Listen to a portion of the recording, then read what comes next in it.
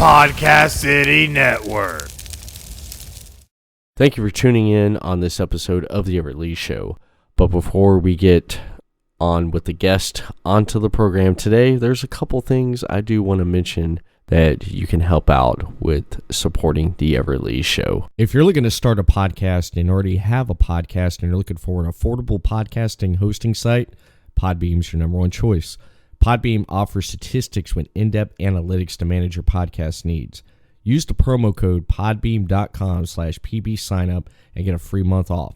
That's podbeam.com/pbsignup to get a free month off and see why 1,500 episodes have been shared all over the world in the past 11 years with over 3,000 subscribers that have chose Podbeam as their number one hosting site. And if you're looking to get into advertising, Podbeam advertising, you'll get $100 off advertising when you sign up as a sponsorship over on podbeam.com/pro/pbsignup. That's podbeam.com/pro/pbsignup. You're listening to The Everett Lee Show. Welcome, everyone, to another new episode of The Everett Lee Show. I'm The Everett Lee. I first off want to thank everyone that's followed The Everett Lee Show since 2016 and been following Everett Lee since 2014 with what I do with podcasting and bringing you interviews from independent filmmakers in the independent film industry, independent wrestlers, musicians, and just a lot of good conversations and great interviews I've been delivering since 2016 with The Everett Lee Show. This episode is going to be one of the last episodes of 2020 of The Everett Lee Show. This is going to be a good one closing out The Everett Lee Show for 2020. Today on the program, taken from a recent episode of ELS Uncut with Ripper Blackheart and myself, we sit down and talk with Space from the Urban Nerd Weekly podcast. Space has been doing the Urban Nerd Weekly podcast for quite a while. And in this conversation, he pretty much discusses how he started out with the podcast. We get into the conversation, Ripper Blackheart and I, talking with Space about Urban Nerd Weekly. We talk about comics, we talk about movies, we talk about different things. Great conversation, great person, and great podcast. So you should check out the Urban Nerd Weekly podcast with Space and his co-host Kitty. And it's just a great conversation having with this guy. I've been wanting to talk to him for a while since he joined Podcasting Network. And I got my chance to sit down and talk with him. And having Ripper Blackheart in on the conversation was a bonus right here. I just love Ripper's knowledge on the comic book industry and movies, anything geek culture. So this is pretty much a geek out episode here. Hope you enjoy it. I'll see you after the conversation here. The host of the Urban Nerd Weekly podcast. I'm going to welcome to the program Space. How you doing, brother? How you guys doing, man? All right. Pretty good. How about yourself? I'm doing great. I just put Baby Nerd down for a nice little nap with convenient timing for the show. So, feeling pretty accomplished as a new dad, not gonna lie. Yeah. That's every Tuesday. Yeah, pretty much me, man. Pretty much me. That's pretty much it is. Yeah, congratulations on becoming a new father, man. I appreciate it, man. It's been a great journey, man. And it's a little guy, so it's like, you immediately reflect upon yourself. And it's just an awesome time, because of the pandemic. The fortunateness is that I got to hang out with him his whole life thus far, so it's been pretty sweet. Yeah, don't blink. I got one in grad school and one that's going to be a senior in college when he goes back from Christmas break. Yeah, that's what my dad's on, because he blinked and now he's got a grandson. That's So what happens. Goes by quick, man. My daughter's 3 years old, and I'm trying to figure out where the hell the time went. oh yeah, and then now, you know what I'm saying, with you being a dad and her being a little girl, you got like that much time before, you know, she grows up and be like, you know, on her own mind and thinking her own way, you know, and then it's gonna be like, I don't agree with that. So with the little girl, you always gotta get that time in before they get there. Yeah. I'm the only son of nothing but sisters, and I literally watched my dad go through that at different ages from all the different ages of sisters I had. It's riveting.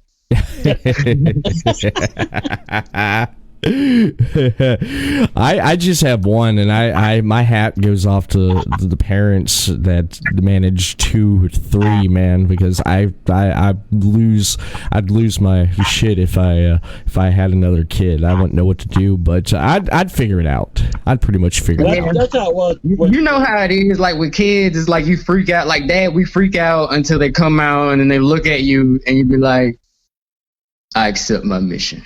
Yeah,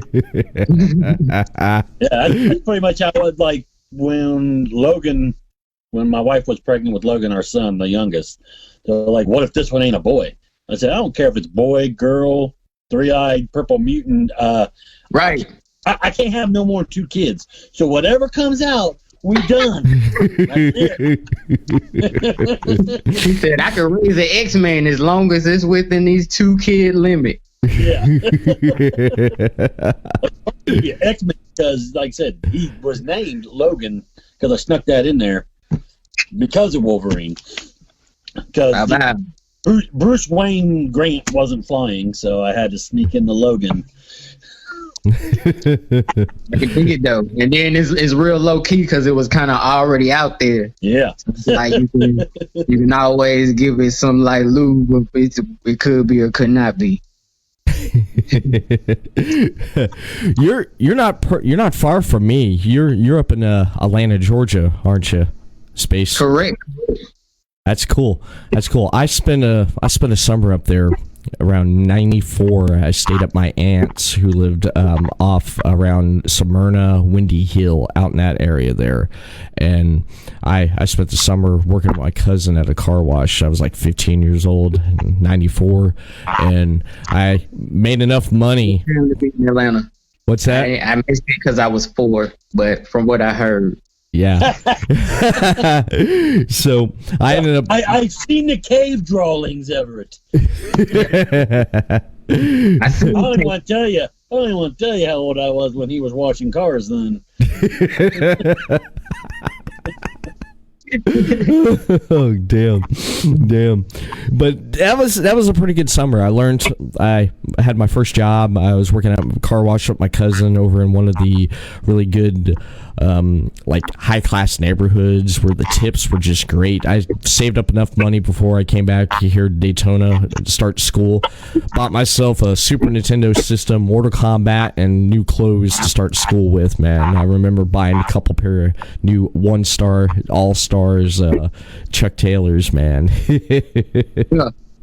It's amazing how long Chuck's been able to stay relevant. I have a pair too, because after about 1,000 Snoop Dogg videos, I realized that if you're skinny, Chucks just have some cool kind of look about them on you. So I got me a pair for every different shoe size I done had.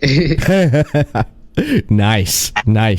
I like it's cool that you're down in Florida though. Like that's kind of like, you know, Florida's like Georgia's unofficial, like we kind of brother sister states and junk. So all of the ratchetness that happens in Miami is pretty much more or less what's going down in Atlanta. It's just more cameras around. Yeah. Atlanta is fast paced, man. Especially the first time I had to drive through Atlanta. My dad, he made me drive through Atlanta. I was living in Tennessee at the time and came back down here to pick up a car and drive back to Tennessee, Knoxville, Tennessee. And my dad's like, "You're gonna drive through Atlanta?" I'm like, "No way around it." I'm like, "How do you drive?" And he was like, "Keep up with me. Rub door handles like Earnhardt." Okay, so there I am.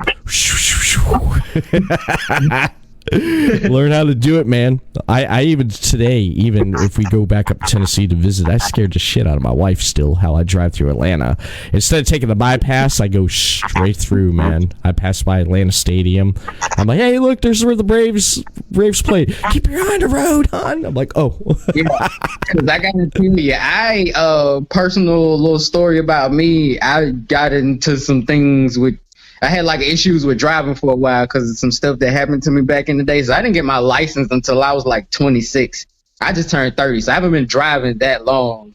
And 2 weeks after I started, like I was also living in the rural part of Georgia. I was living out in Villa Rica. So I drove out there, and after 2 weeks, I had to drive for this job interview all the way to Alpharetta. So I had to go from Villa Rica through Atlanta to Alpharetta. And when I tell you, like, the amount of nervousness running through my body, like, because first of all, I'm coming from a rural area. Because I'd have been there for a minute by this point, so I done slowed down a little bit. I'm not, the 14-year-old kid, fast talking, shouting every other word like I was by this point.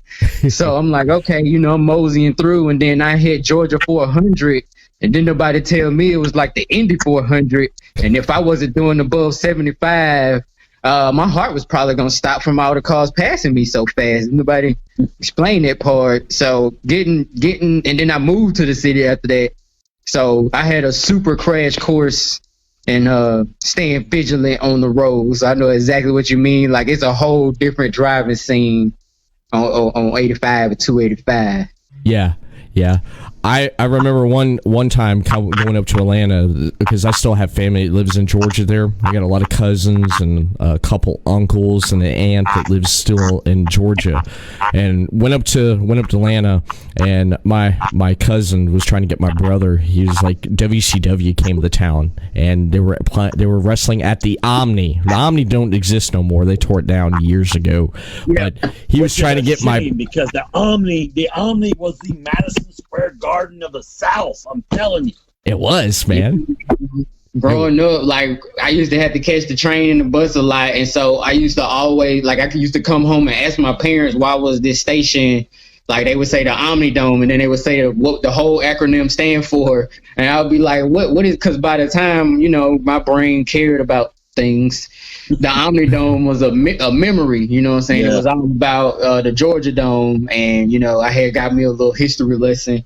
So that is one of the cool things about being from here is, like, people come here and they ask, what does stuff mean and why is it that way? Like, both of my parents grew up in the city, so I got a full on cultural experience from it. It's awesome. That's why I couldn't wait to come back when I grew up. That's amazing. That's amazing. I always liked Stone Mountain. Always liked going to Stone Mountain. I went there a couple times. That's great. That's a great attraction there to go to, and it's Georgia's cool. It's even my aunt that lives there. She lives down the road from where they filmed The Walking Dead, which is pretty cool. Mm-hmm. Yeah, but I mean, we fly too, though. It's the reason we all come down there every time it gets hot. Yeah, definitely. So we start fights, and then by the end we get drunk and remember we both hate the Saints. Yeah. You hate the Saints? I hate the Saints. We're best friends now. David C. Russell from Deathmatch Russell Podcast. Shout out to Everett Lee, Ripper, and he called you Ripper. He called you Blackheart, and your guest space host of Urban Nerd Weekly. David C. Russell there. You're gonna have to. David is always there. He's always around, isn't he? He is. I be seeing his name on like stuff that gets liked on Podcast City Network and stuff like that. I thought y'all like knew him. Yeah, he lurks in the shadows. I mean, he's that guy that peeks around the tree. They're the guardian angels of the internet, man. You know what I'm saying? It's always like some random people that end up listening to Urban Nerd Weekly and having like the most insightful comments. And I'd be like, I didn't even know you listened to the show until I read these. I like, because you could tell when people really listen to the show versus when like it's a family member, like thumbs up, giving the 3 flame emojis, like, yeah, I love you, keep doing it, I'm gonna go back to work now. I'm so proud. We had to, like, full on like conversational, you know what I'm saying? So it's, you know, podcasting is awesome. I'm actually very glad to be on this show, because I actually been checking out a couple of episodes of ELS as well as Final Score, and listening to some stuff from Chris Carnage as well. So I'm just excited to be on the show and be a part of the team. Yeah. Why don't you tell everybody? Why don't you tell everybody about your podcast? Yeah, how'd you start into it, and how'd you get into it? What got you to start doing the podcasting, and how'd that go for you there? Well, in all honesty, it's all kind of like a spin-off of me. Like originally, I got into stand-up comedy first. Like, but I was like 13, so it's like 2003. You know, we just got through talking about the city I'm from. Oh, God. You were 13 in 2003? Yeah, and I fell in love with doing stand-up comedy. Your old ripper. At 13, so it was like, but it was crazy because like a year later, that's when I moved to Villa Rica, so I had to really find creative ways to be able to do my whole outlet. And then I had a performance at my high school, like my 10th or 11th grade year, that kind of solidified it for me. It was we was actually over capacity. We had a gym that's supposed to seat 1,000. But a bunch of underclassmen snuck in because I actually wasn't even supposed to be in the talent show. Now that I remember, I was in 10th grade. I wasn't supposed to be in the talent show because the talent show was actually only open to upperclassmen. But they let me in because I like was the first to sign up. Like I was the first person to the meeting for it. And so it was like, for like 20 minutes, they thought I was the only person that was going to be in it anyway. So they was like, yeah, we'll go ahead and let you go in. And then all my friends heard about it. They snuck in, and then I did. They gave us like 7 minutes apiece, and I did my first stand-up set at 16, 15, whatever age I was, and I killed it. And it was really weird. Like, I'm not saying I killed it because like I had an ego. Like, I mean, I killed it so hard. I have been chasing that show for close to a decade and a half. Like, I murdered, right? So I got bit by the bug. But I'm out there, I don't have a car, there's no mass transportation. So then MySpace comes out, YouTube comes out. I see this outlet to kind of be creative. I put some stuff out there. I don't know what I really want to do. Just parody, do some skits. I did some vlogs back when vlogging didn't even really have a name yet. Right. This was like 2008. And so then I graduated high school, and I couldn't start college because I had I got in 2 car accidents my senior year of high school. So it's like I did the talent show twice. Why he's only been driving for 4 years now. I wasn't the driver in either incident. I got hit by a car, and then 6 months later, like, were you what? Like, I was walking. I was in Villa Rica. They didn't have sidewalks back then. Wow. They didn't have sidewalks. So I got hit. And then me and my dad and my best friend got in a car accident my senior year. Like the week actually of my senior year, the last talent show I was supposed to do, which is crazy because by this point it was kind of the thing I got known for because I killed it both years, my sophomore and my junior year. So my senior year is supposed to be like, it was like homecoming for me. Like, you know what I'm saying? I waited all year. It always happened before spring break. So it's like the last thing we did, then everybody leave. And then when social media was in its infancy, this would have been the time that I would have been like talked about a lot on like all my friends' networks and stuff, because that's what they did after the first couple, but social media wasn't yet. So yeah.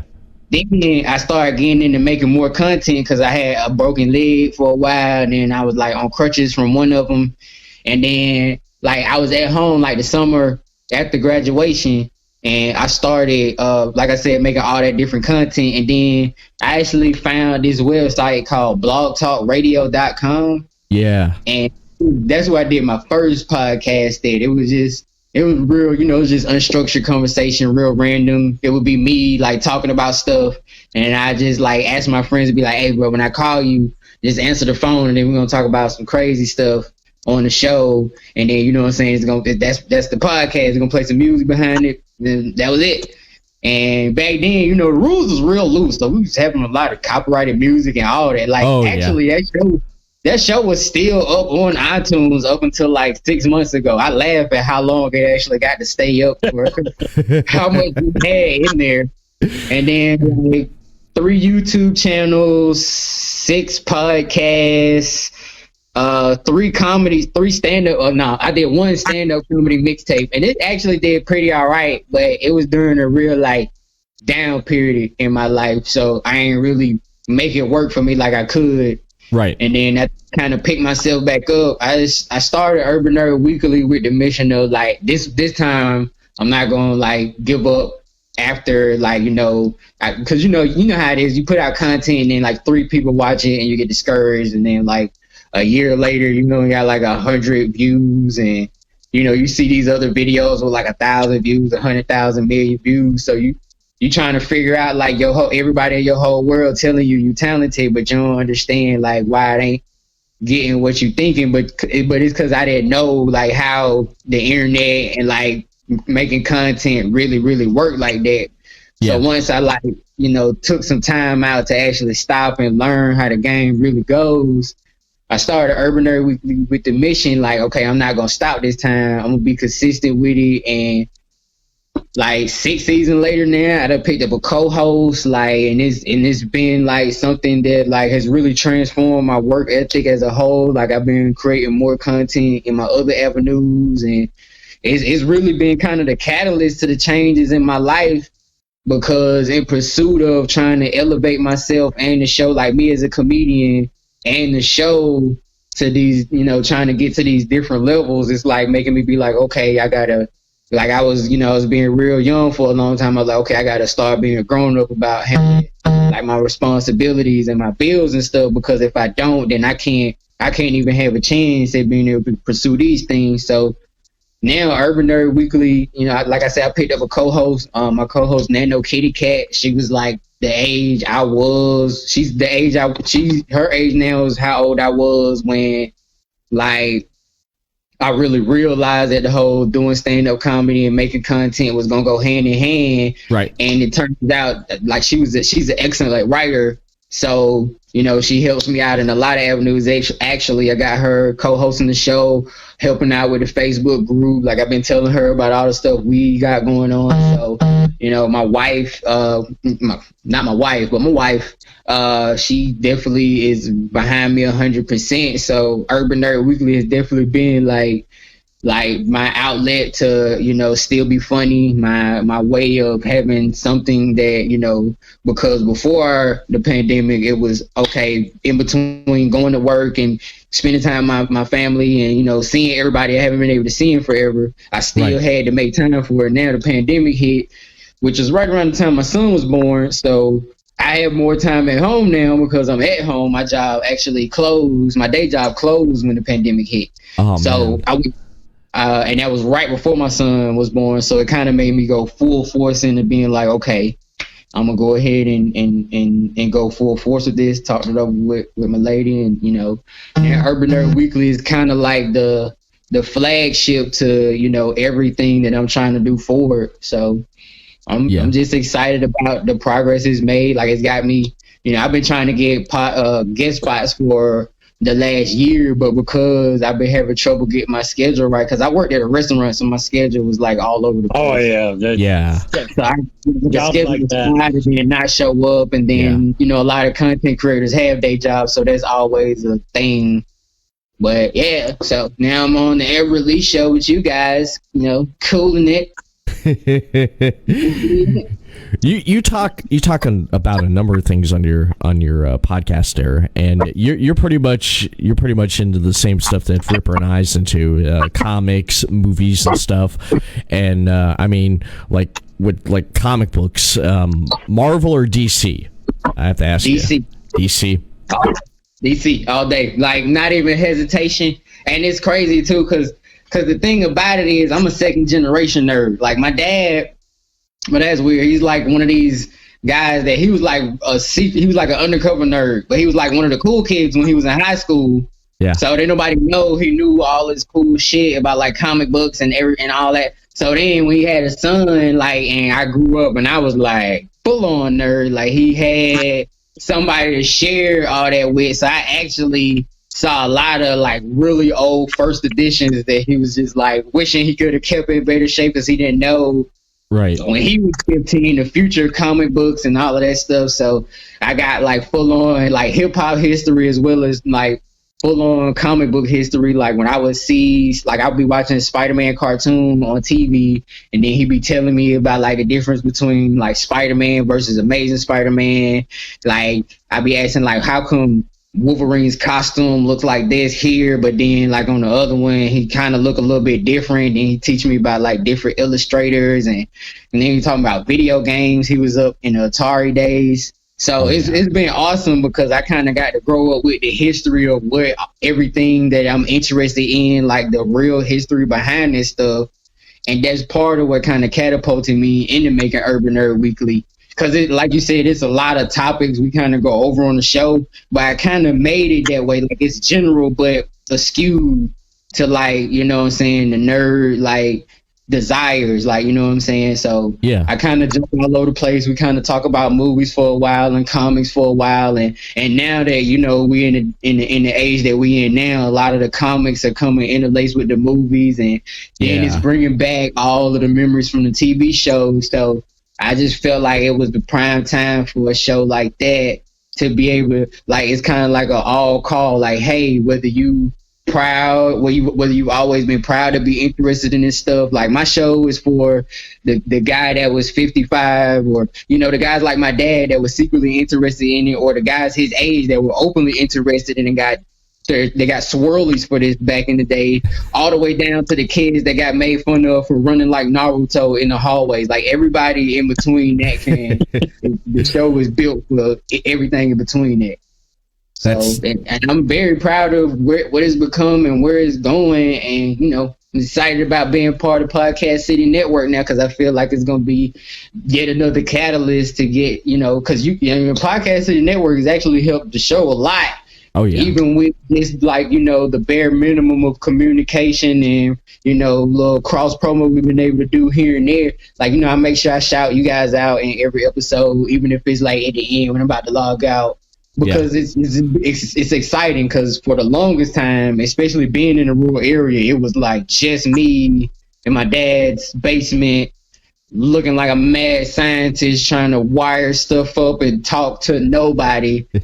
And now, like, podcasting is becoming this thing. It's like becoming one of the next. It's like almost like I've seen blog articles that's calling podcast the new hip hop now. Like, it's not a music genre, but as far as a form of entertainment, like, it's so convenient because people can watch it on their phone, their TV, their computer, their tablet. You know what I'm saying? And then it's like you could listen to a podcast while you like cleaning up your house and, you know what I'm saying, taking care of your kids. Like I was like, you know, like when I first got introduced to you guys, I was checking all of y'all stuff out when I'm like, you know, figuring out how to work this whole cloth diaper situation and, you know what I'm saying, dealing with, you know, oh, he's going to work every 3 hours. Okay, well, I guess I'm going to play something in the background to keep him sanity.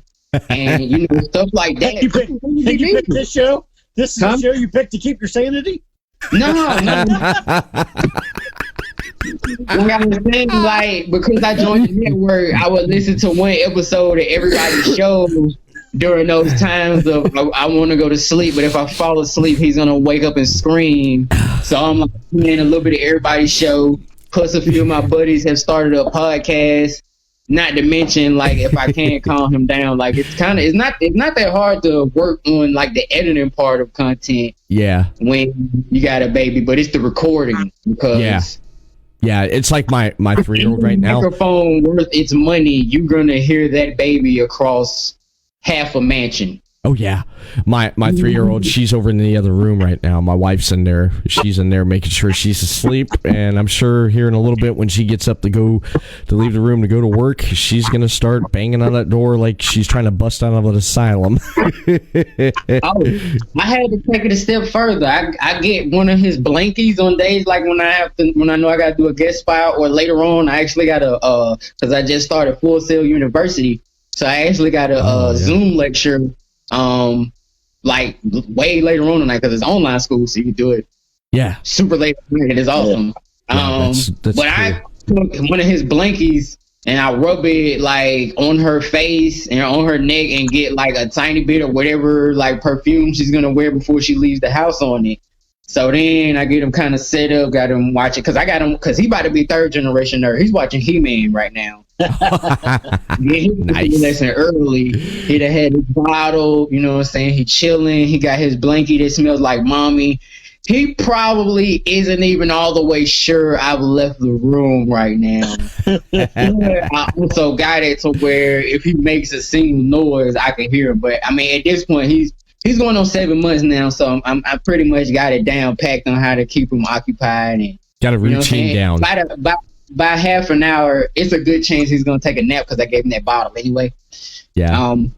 That's been one of the awesome joys of life is growing my baby Urban Nerd Weekly and my baby physically. Your baby nerd is growing day by day. So I do want to mention this right here. I want to take a quick break, and when we come back, we'll dive more into the conversation right here. But first, there's a couple things I do want to mention. Since 1995, HighSpots.com has grown to be the company it is by serving the wrestling fans throughout the world with a great selection of merchandise.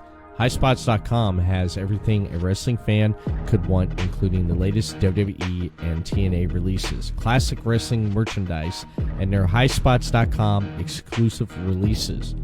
HighSpots.com is the leading online retailer for professional wrestling and mixed martial arts, offering autographs, figures, DVDs, apparel, wrestling gear, and even wrestling rings.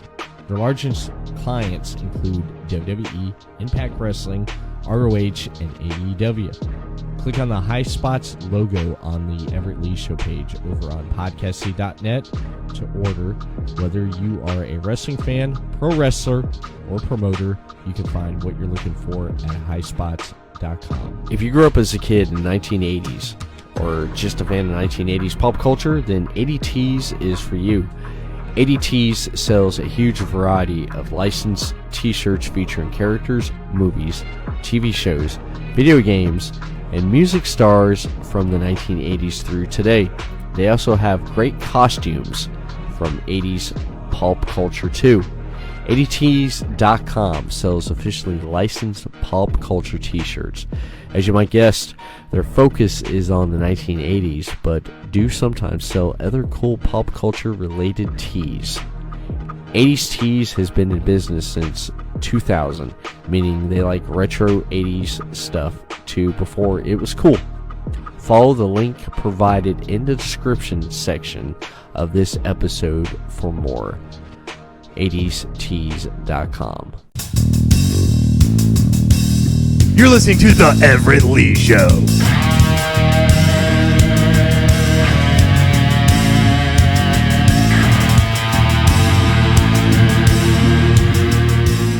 I totally relate with the stuff you was talking about earlier about your dad, me and second gen. My dad was there like the birth of Marvel Comics. My dad, like the silver and the gold age. Yeah, my dad, like he was in junior high and high school in the '60s, and he had an older brother, right? That when his brother got a full-time job, every Friday he came back to his parents' house with a stack of comics like that for all his brothers to read. Like my dad read like the first issue of X-Men. My dad read the first issue of the Fantastic Four.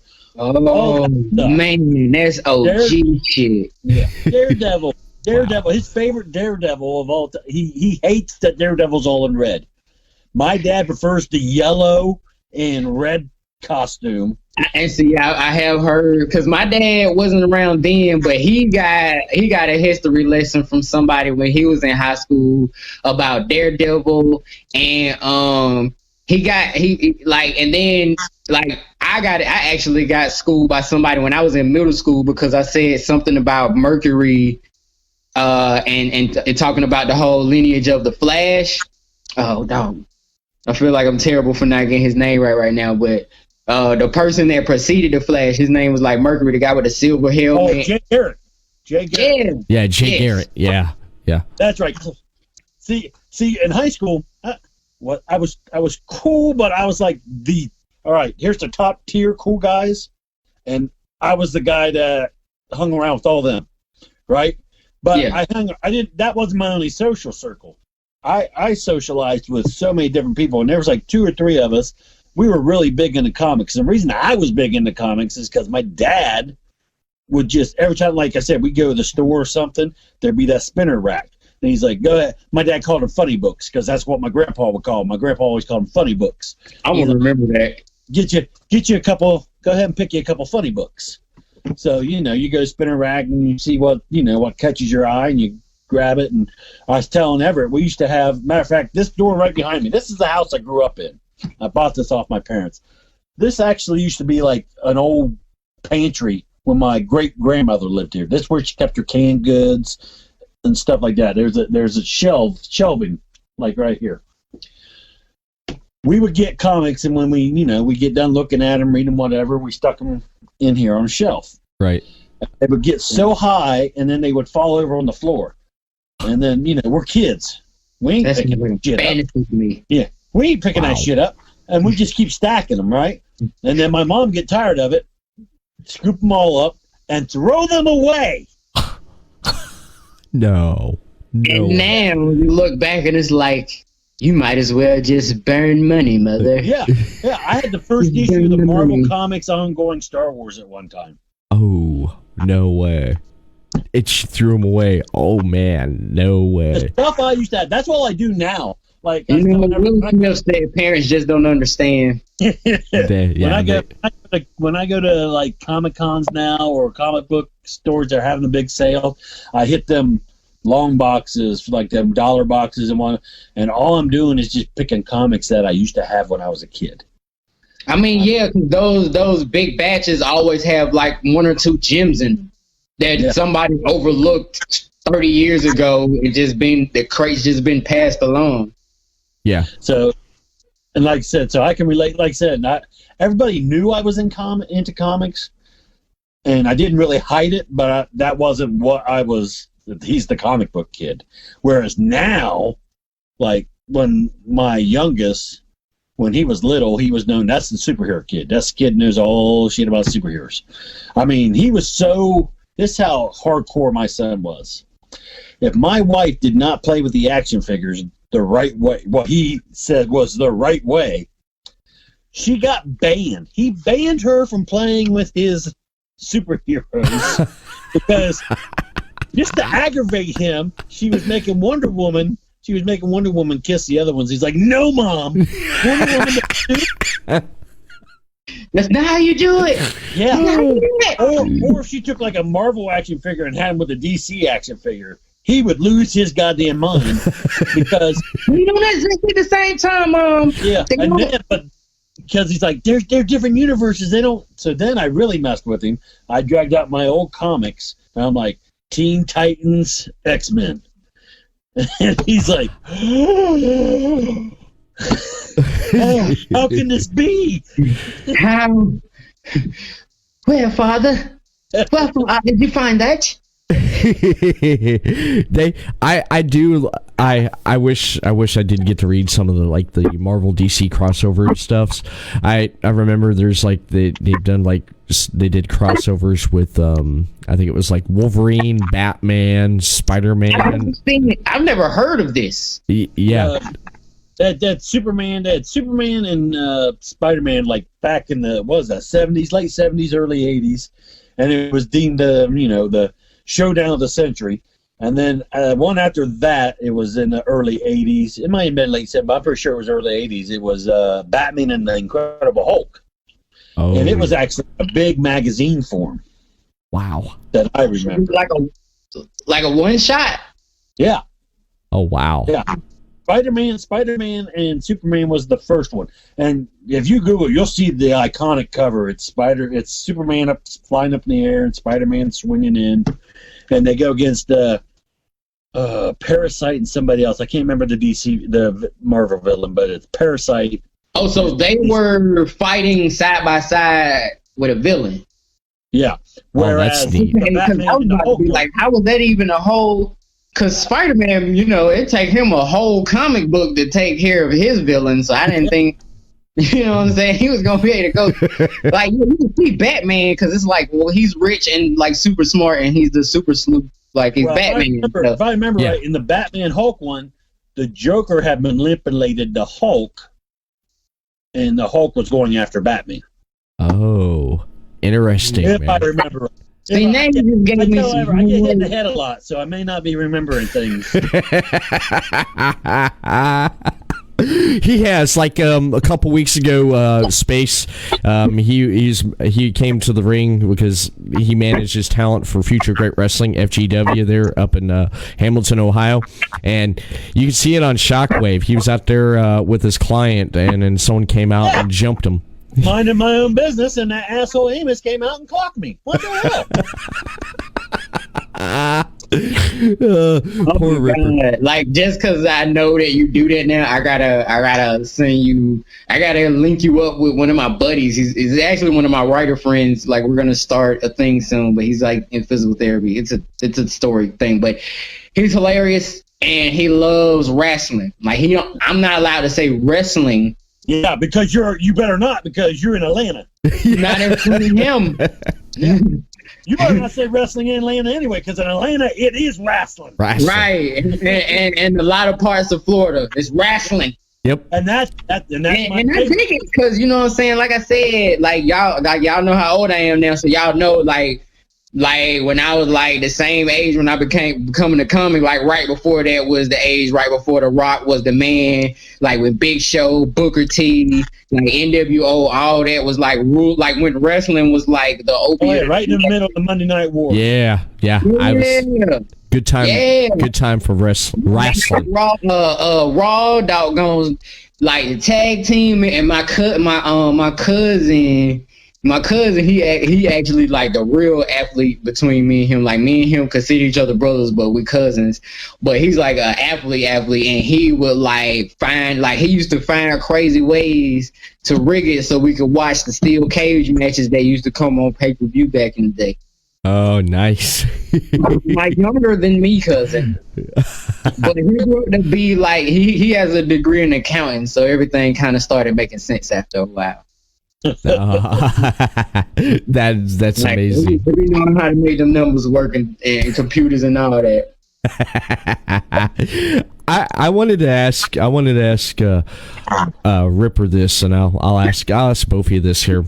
The stuff that's coming out with the new Spider-Man, because they're filming it right now. They're talking about, I guess, doing the Spider-Verse with this third Spider-Man, because I guess Into the Spider-Verse, that's one of my favorite Spider-Man movies. I loved how they did that.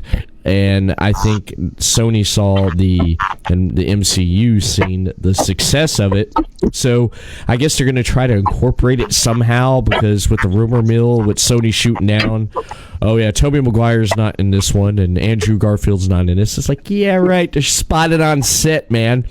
How do you guys feel about them doing a live action Spider-Verse? Well, the last thing I saw is that Tobey Maguire actually could be playing Uncle Ben in an alternative universe. Oh, interesting.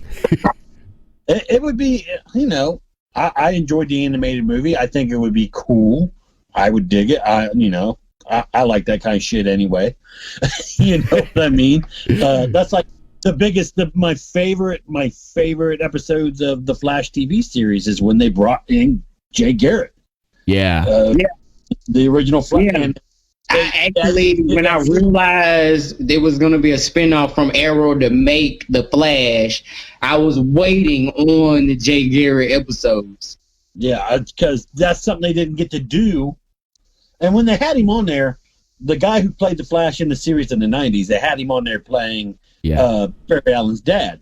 Mm-hmm. And I'm like, man, it would have been so cool if he would have been like, they brought him on as Jay Garrett, or have him be Zoom, which would have been cool.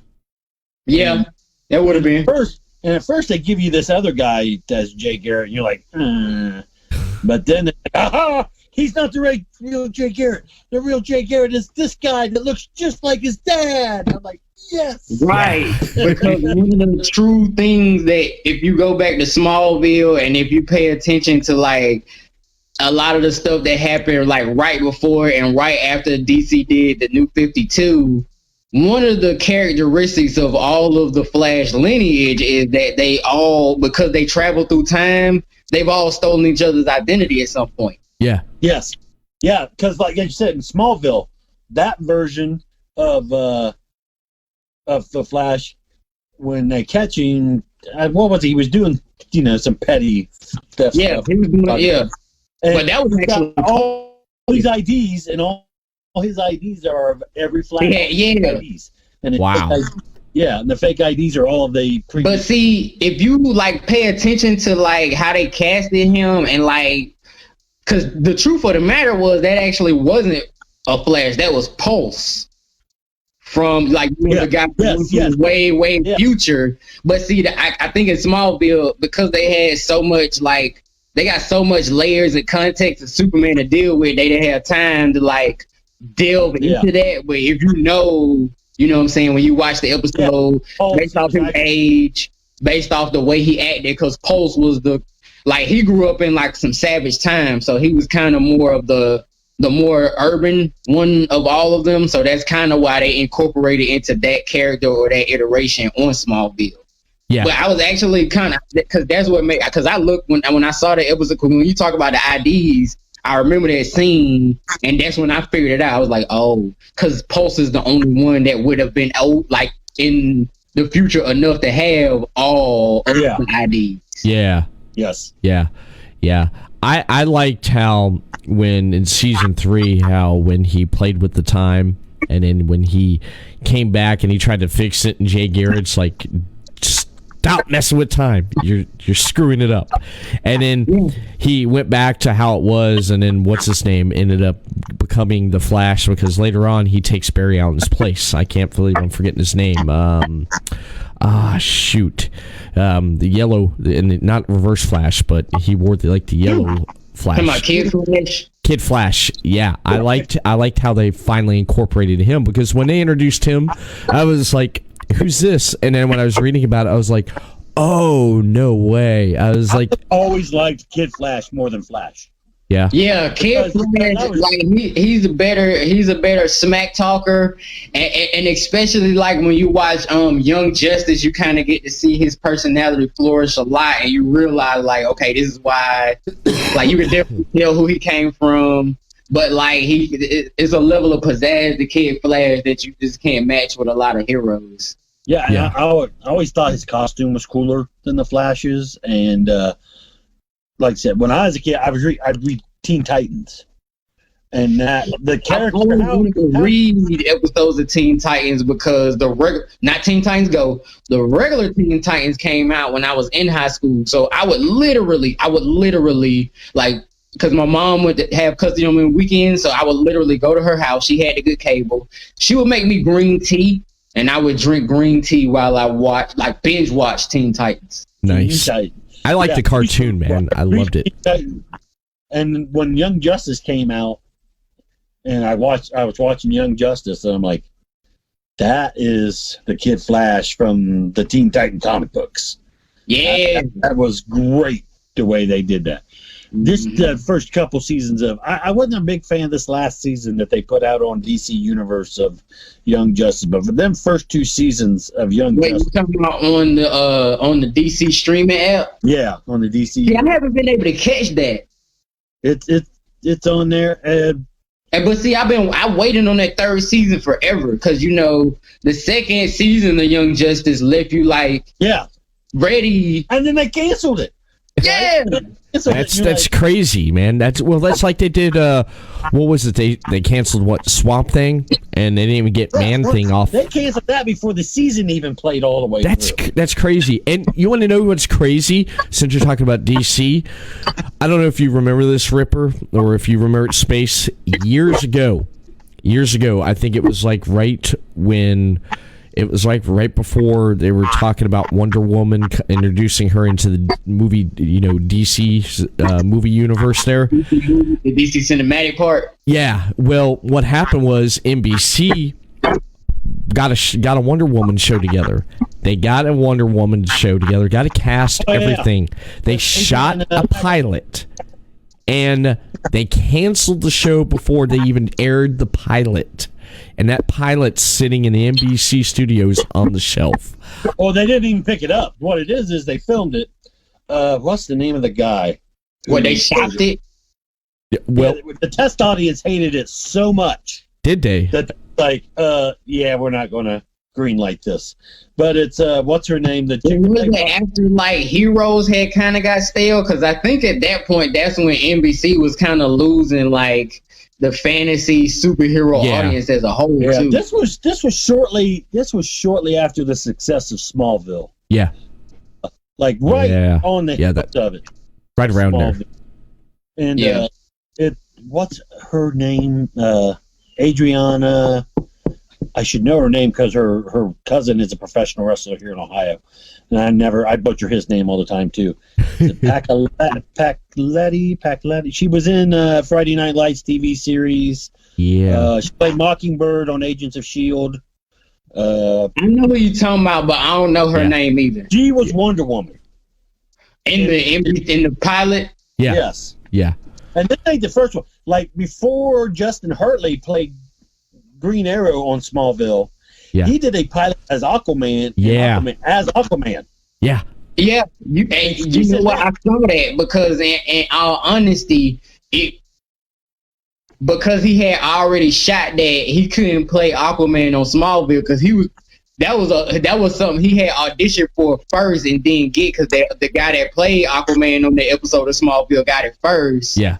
And then they kept him, and when he came back around, because somebody was telling me that he was the one that was supposed to do the Arrow pilot for the whole show Arrow. That was the reason they was introducing him on Smallville, but he didn't. Yeah, I heard that was going to spin off. And then at one time after, it got shut down at NBC, Wonder Woman, they was going to totally redo it with somebody else. The guy who wrote the one for NBC, the same guy did like Boston Legal, The Practice. Yeah. I can't remember his name, but he's very prolific in TV writing and whatnot, TV series. But I just didn't catch on, and so the CW that had this success with this, and there's like, well, what if we called it Smallville? What if we do something about Wonder Woman and we just call it Amazon? Yeah. And then that somehow that got put off onto the back burner, and then Arrow came out instead.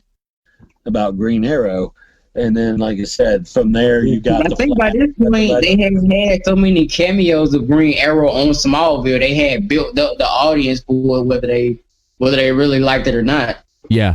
And I was disappointed for the fact that they kind of mentioned and hint dropped Batman, Bruce Wayne throughout Smallville, and it had something to do with Warner Brothers and the television where something because of the movie and whatnot. That's the same way. They had what they call embargoes. Yeah. Because since Warner owns DC, and they because Batman is in the last 3 decades become their titular over Spider-Man. And they do this for all of their characters, but because they might have so many things in production for the same characters at the same time, they don't be wanting to release it all at the same time or release 2 things at the same time at the wrong time, because then it basically cancel out their audience. Because sometimes you can't expect somebody to watch a show, 2 different shows about Batman that both come on at 8 o'clock on different channels. You know what I mean? So that's why on season 3 of Arrow, they killed off the Suicide Squad because the movie was coming out and they didn't want to confuse fans. It's like, really? Yeah, because Smallville was actually supposed to be about Bruce Wayne growing up instead of Clark Kent originally. Yeah, and then because Batman's had so many movies come out, I think a lot of the times when they try to make a Batman TV show, there's always a Batman movie coming out, so they end up acting the show. And I think that happened around the time they was developing Smallville. So what they did was they took they took Superman so far back into his teen years that they would have time for 10 seasons to build for him to get the suit and become the Superman that everybody knows, loves, and is familiar with. Yeah. Oh God. That was a bonding moment between a buddy of mine. He let me watch, because I started watching on TV, then he let me get the DVD series, and I watched it from beginning to end, all 10 seasons. Yeah. And it was like one of the best stories that could have, came out to explain who Superman is. Yeah, and I wish he'd been like that when I was a kid, because Superman was boring as hell when I was a kid. He was too powerful. He was too powerful. Nobody. And you know what? I actually talked about that on Urban Nerd Weekly like every 2 or 3 seasons, because I run into a forum where someone's talking about that on a forum about Superman being too powerful. Which when Smallville came out, I was like, I wish this is how he would have been from the get-go. Yeah. Yeah, because his struggle makes him more relatable. As, you know what I mean? That's very true, because you get to see him be like, oh my God, I got X-ray vision. Yeah. I can see through a girl's clothes. Yeah. How do I handle his power? Yeah. My favorite episode, season 2. Or do I just become a skeevy perv? Right. Season for 10 years consistently decide to be the Boy Scout, and that makes a lot of difference when he makes a lot of good decisions that just are unrelatable to the average person, which be making him less relatable as a hero. Yeah. But I don't know about you, but when I was watching Smallville, the thing that kept me watching it was waiting on Luthor to turn total bad. Yeah, Luthor. Yeah, they teased it, and what killed me? I was watching for Luthor to turn into full evil Monica. Okay, let me stop. I watched for 3 things. I'm watching for him to turn into that. I'm trying to figure out, after this entire series, why the fuck doesn't he know already who Superman Clark Kent is? Yeah. And I'm trying to see the seeds planted for the future Justice League. And so, by the time season 10 came around, I got what I wanted. Yeah. Yeah. And toward the end, I was watching for what's her name that plays Lois Lane. I was definitely watching for her. Yeah. Yeah. Yeah. I kind of liked how they fucked with our heads a little bit with Lana Lang for all those seasons. And then boom, out of nowhere, her cousin Lois comes out. Oh, so they're not changing her name. She's a different person. Wait, he's going to love her in the future. Wait, he's in love with Lana right now. Wait, how's that going to play out? They're cousins. Oh, this. Actually, no, they weren't cousins. No, Chloe and Lois were cousins. Oh, yeah, bad. Chloe Sullivan. Chloe's cousin. That's right. That's true. Yeah, yeah. But I think mentally, I was thinking on the fact that they knew each other. Yeah. And how is this going to all play out into the future? Because once Lois came into the picture, that's when you really, because that was also around the time that enough stuff had happened to Lex for him to start being a little bit more twisted. He started trying to figure out a little bit too much. And then, so now, as a Superman fan, you're trying to figure out, okay, so how is all this going to play out?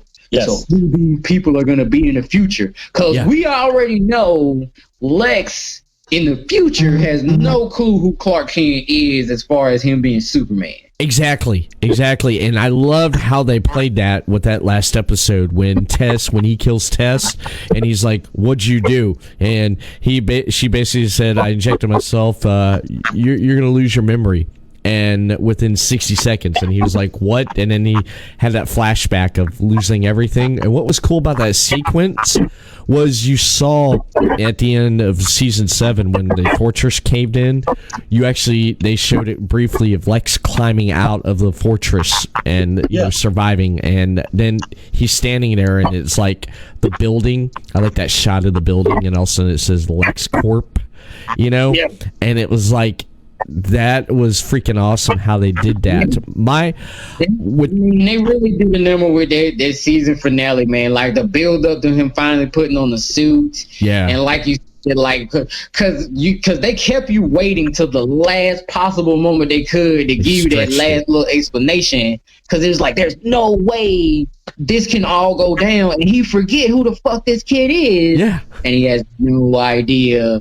And all he knows is, And then it's like, that's why you get why he doesn't have that connection to Lionel in the future also, because all this shit that doesn't happen up until now. Yeah. I was on edge. I ain't gonna lie. I watched it like 4 times back to back.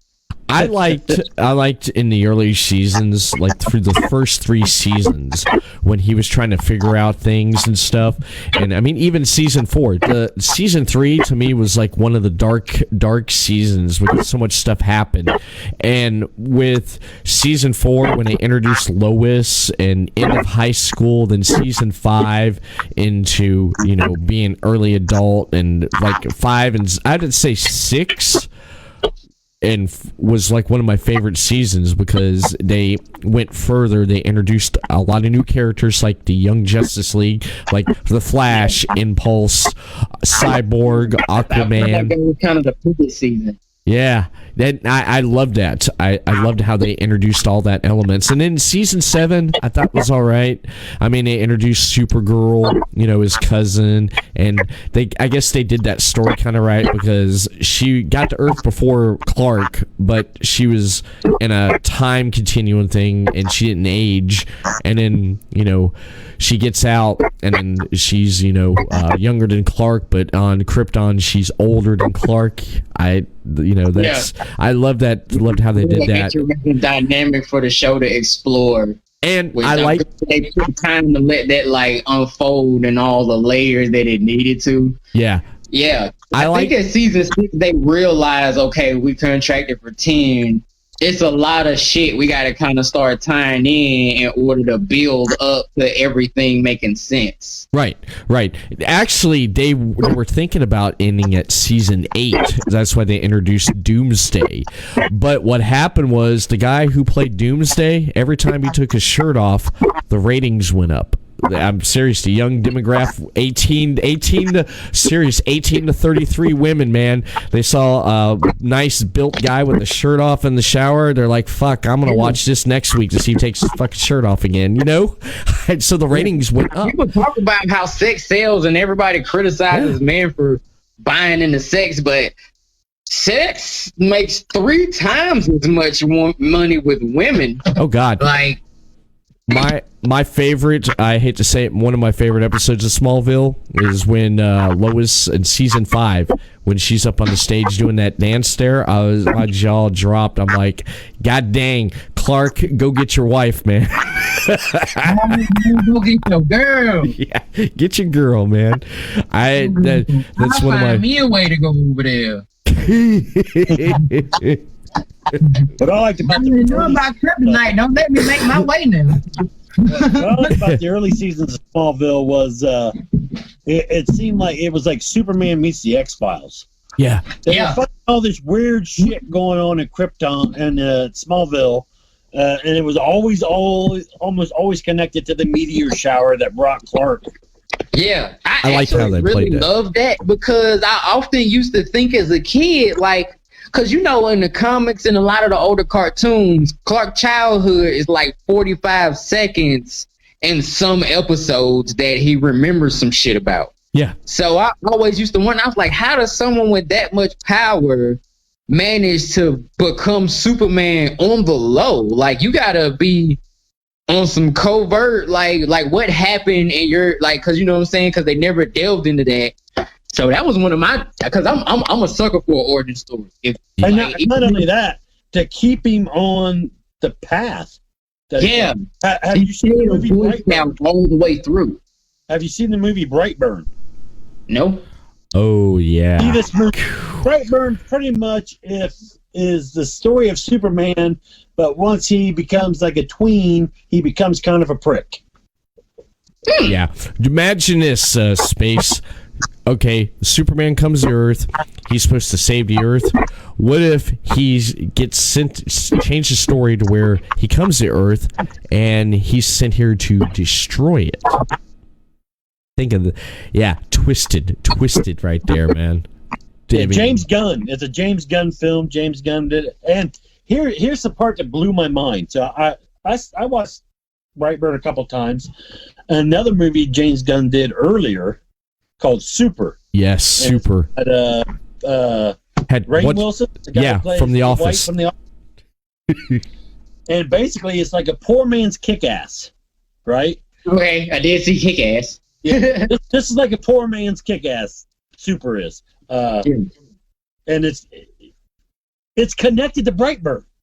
Yeah, same I didn't universe. realize this. Someone said, "Hey, it's connected. It's connected." I'm like, "How?" So he's like, at the last scene in the movie, when it's that shadow government company, and they got all the computer screens, and they've got like the little picture of a little merman that's supposed to be like their Aquaman or whatever. It goes in the far corner.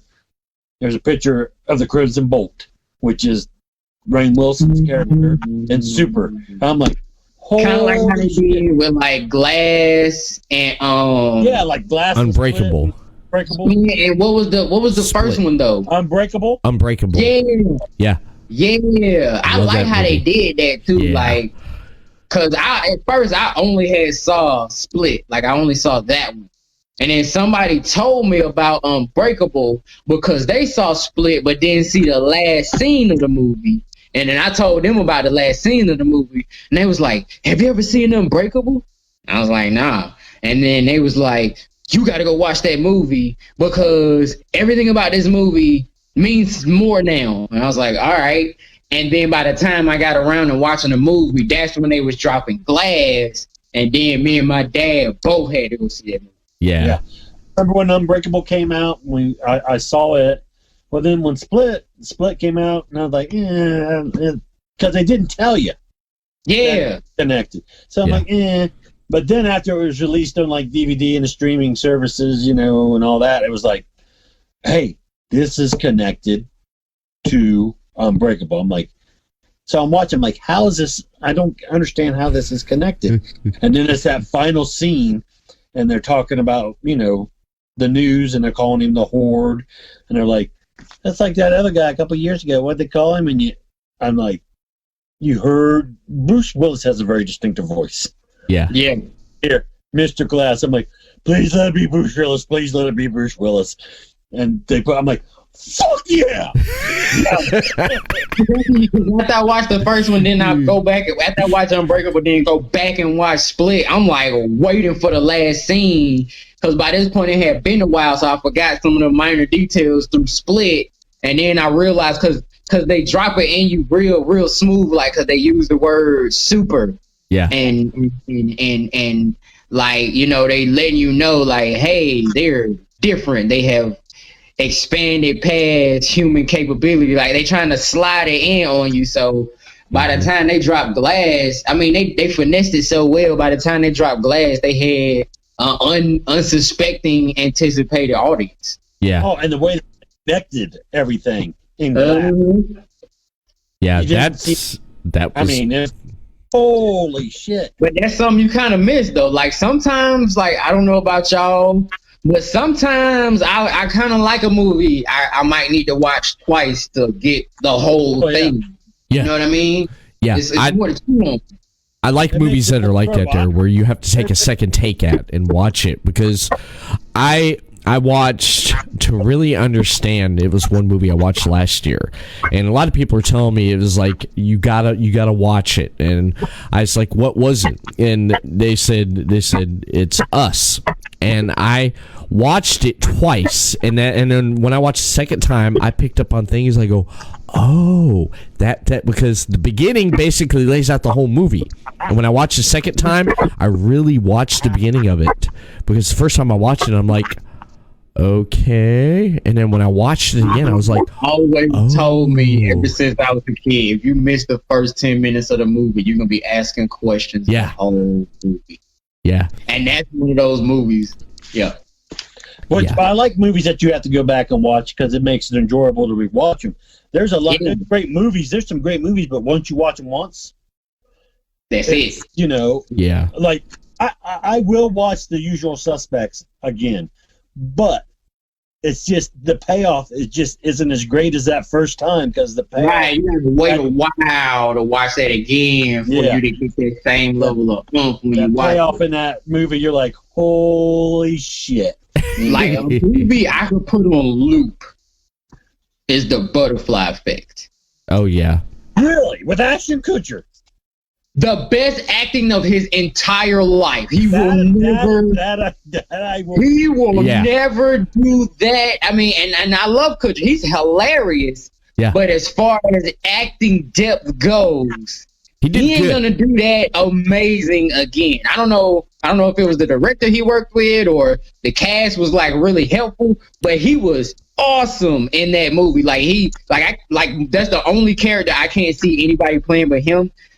But like not only his acting, Amy Smart murked it, but it was the layers of, because essentially you're watching the same movie 2 or 3 times in that movie because he's going back, and then it's like, oh, this is why this happened, and okay, so he had all these blank periods in his life, and now he gets to go back and fill them in however he wants now. Like, hold up, wait a minute. Yeah. And what's crazy is movies like Butterfly Effect and The Matrix, like, you know, when I was a kid, I was growing up in the 90s and the 2000s era where a lot of really fire classic movies dropped. Oh, yeah. And then what happened is I grew up and watched all of that stuff again as a grown-up, and I'm looking at the layers, and I'm like, whoa. Oh, yeah. I realized what I was really watching. What about you mentioned The Matrix, about that time when The Matrix first when it came out? I think it was like the second Matrix Reloaded, or it was just right after Matrix came out. There was a movie done by the Wachowski brothers, Swordfish, with John Travolta, Hugh Jackman, and Halle Berry.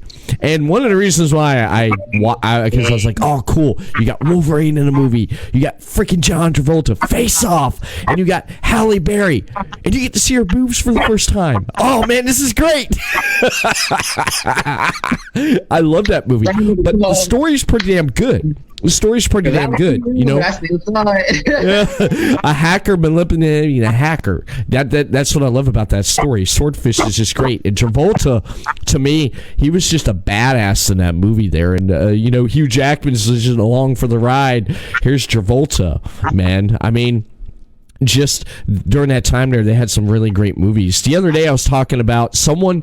This is funny because someone brought up Denzel Washington. And I said, you got to see Training Day. They said, what? What's Training Day? I said, oh, no, you got to freaking see that. First of all, anybody says, what's Training Day? Yeah. Deserves a punch in the face. But, you know, I meant to say, because they said they are going to put all them Spider-Mans in the same movie. And, you know, they talk about resurrecting the idea of having Childish Gambino play Miles Morales. Yeah. Which is funny because he technically was playing his uncle in the first one with Tom Holland, Spider-Man Homecoming, because he had a cameo. Donald Glover had that little scene with him, and I'm pretty sure the way that's set up is he was saying something about he was getting something for his nephew or whatever, and everybody said, oh, his nephew's Miles. Yeah, because, you know, Donald Glover had that whole Twitter campaign about everybody wanting him to play. He's a little old for Miles, though, isn't he? I mean, now, yeah, because at the time, he was prime time to be Miles, but I think because of the way they try, like, A, because of his star power, and B, because of the way they can manipulate one's age, given that y'all coming from different universes. If they got enough money to pay him and they gonna make it work, I think we're gonna see him at least in a cameo or a 20-minute spot where he helps them out in some shit where we think they're gonna die in this moment and then they don't. You know what I mean? Like, because that's what they got. And then not to mention, especially with, you know, Marvel losing Mr. Boseman, you know, they gonna want something to give their fans to be like, all right, because, you know, he was kind of our, you know, he was our token, so we kind of got to make sure everybody knows we still down with the gang, and because they always do that. Yeah. Like, and not to mention, because DC Universe is about to do it in a minute. They about to drop a Cyborg and a Static Shock movie in the same year. And they got Black Adam coming. They got Black Adam coming out too. Yeah. Yeah. Did y'all see the Shazam? Did y'all see that? Oh yeah. I didn't see it yet. I can't think of a comic book movie that I haven't seen, especially if it's superhero related. I've probably seen it. If I don't see it, and that warms my heart. That warms my heart. Only if I haven't seen something, it's because I was poor when it came out. So, but like like whenever I get the chance to catch up on stuff, I'm like that's what I do. Like I take a 2-week hiatus in between every season of Urban Nerd Weekly because like I do Urban Nerd Weekly, like how software becomes obsolete after 3 months because they come out with some new shit. Like that's how Urban Nerd Weekly is supposed to be cycled. Like we're supposed to come back better every single time. So we take time out to do that, but also like doing the podcast, I do parodies. I'm about to do a whole new YouTube page because Urban Nerd Weekly just basically took over my old YouTube page, so I'm gonna make it the page for Urban Nerd Weekly now. Right. And then on top of that, like I just said, I'm about to start my BS for digital cinematography. So like them 2 weeks is what I take out. Like it's and being a dad, of course. Love you, baby nerd. Them 2 weeks also gets me time to binge watch stuff. Yeah. That I can get time to watch during production and all the stuff I just named. So, like, I'll end up, like, because one of my main thing right now, like, as far as current stuff goes, is, like, Supernatural. Like, I catch up with all of my other stuff, but Supernatural is, like, my shiggity right now. Like, because it's I like how they interlace all the Greek mythology, like, religion, like, old lore, and, like, local stuff, and I think that show is really cool. Yeah, it's been around. It's the WB, or not WB, but started off on the WB. Yeah. Now we just all showed our age because nobody flipped when you said WB. And I'm like the youngest person you could say that to. And I'd be like, yeah, I remember this shit. Like, because I remember WB when they had everything. Yeah. They had Harvey Show, they had Sister, they had Smart Guy, they had Freakazoid, they had Batman, they had Buffy the Vampire Slayer, Angel. Yeah.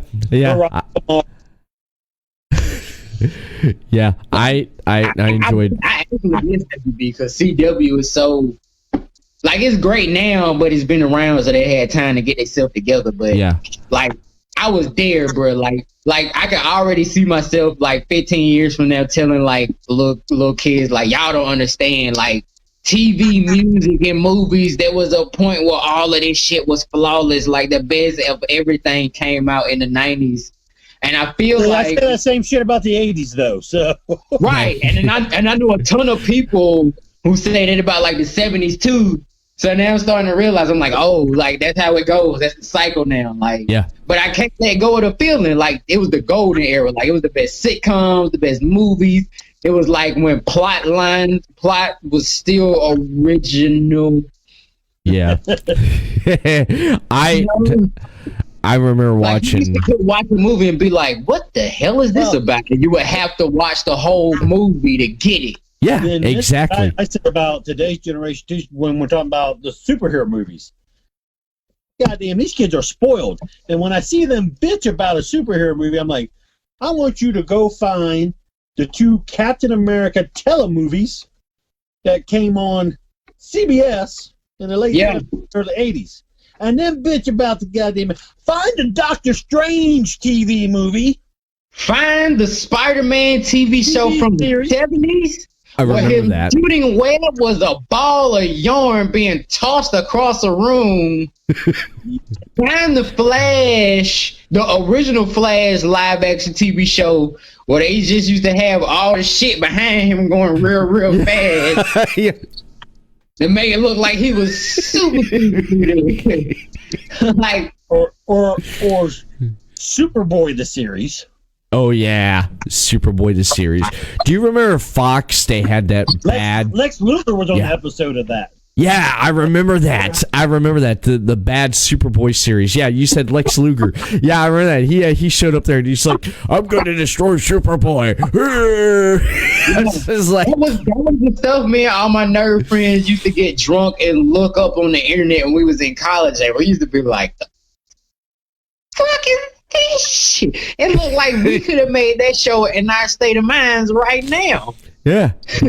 Dude, But it's the technology of the times, because like if you were there when that show first came out, that shit was kind of innovative. It's like, oh, that's how they gonna, because at the time you're trying to figure out how they're gonna make a live action give you the same thrill as the comic books. Exactly. So when you see Batman and they had like the little exclamation bubbles with the thwack, thwack, pow, kerplunk and shit.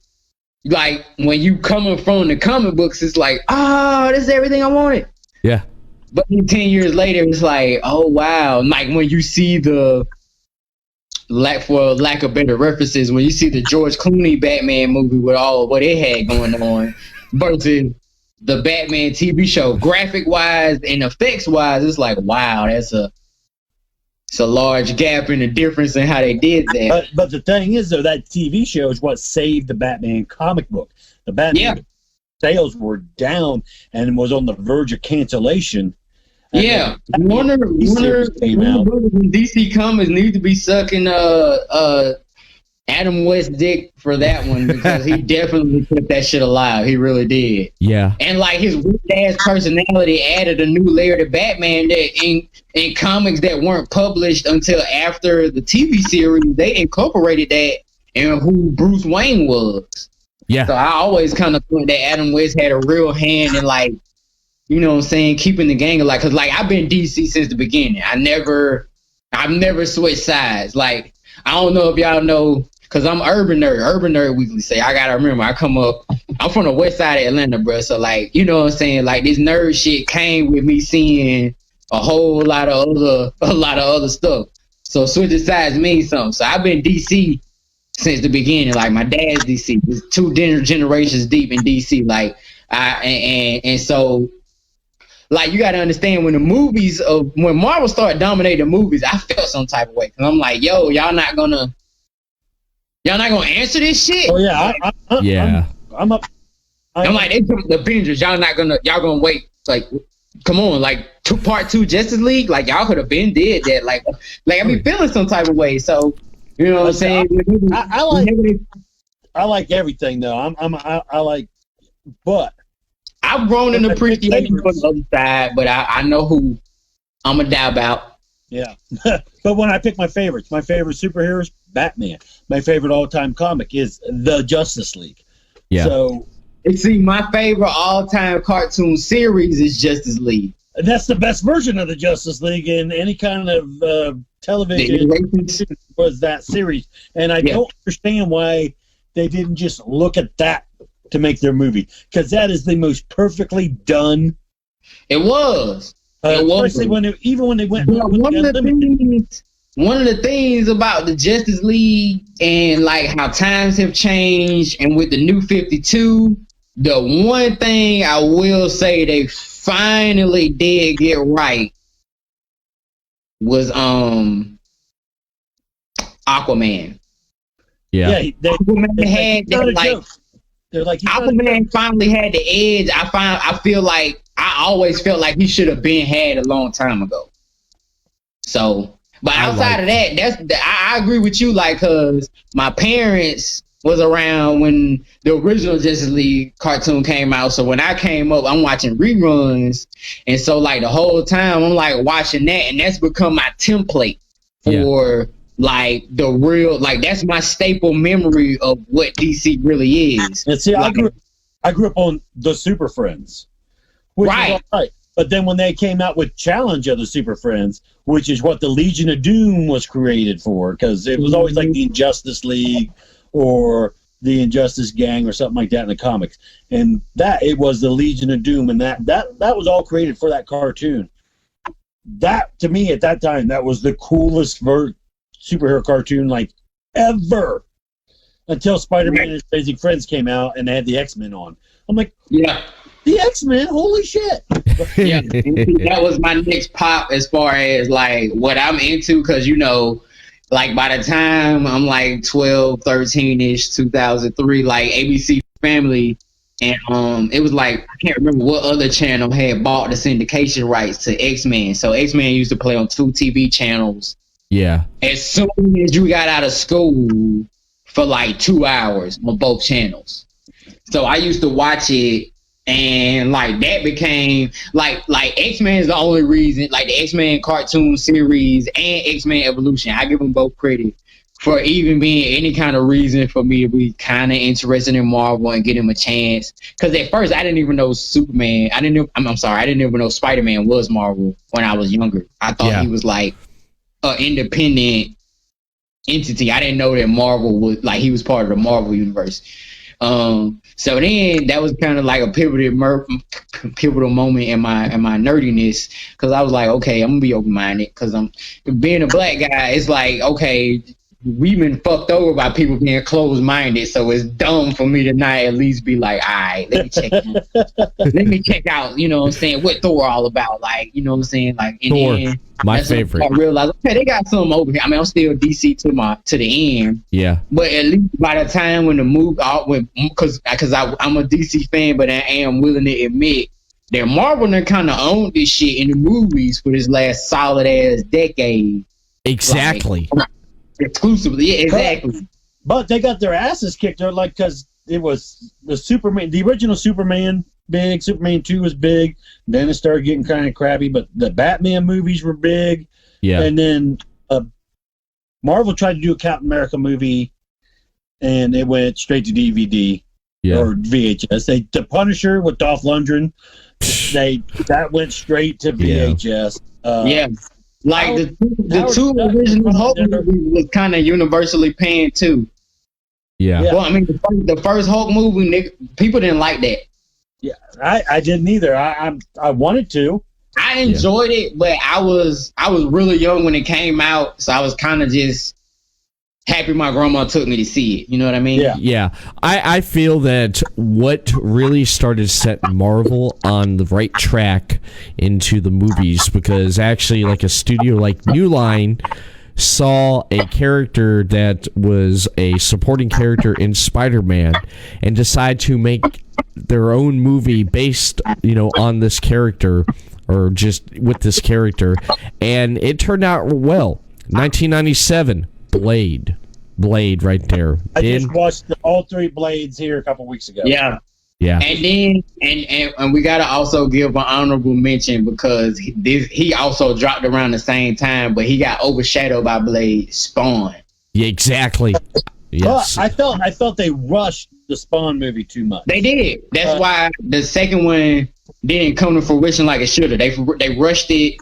And Michael J. White was the perfect person to play Spawn, but it was real early in his acting career.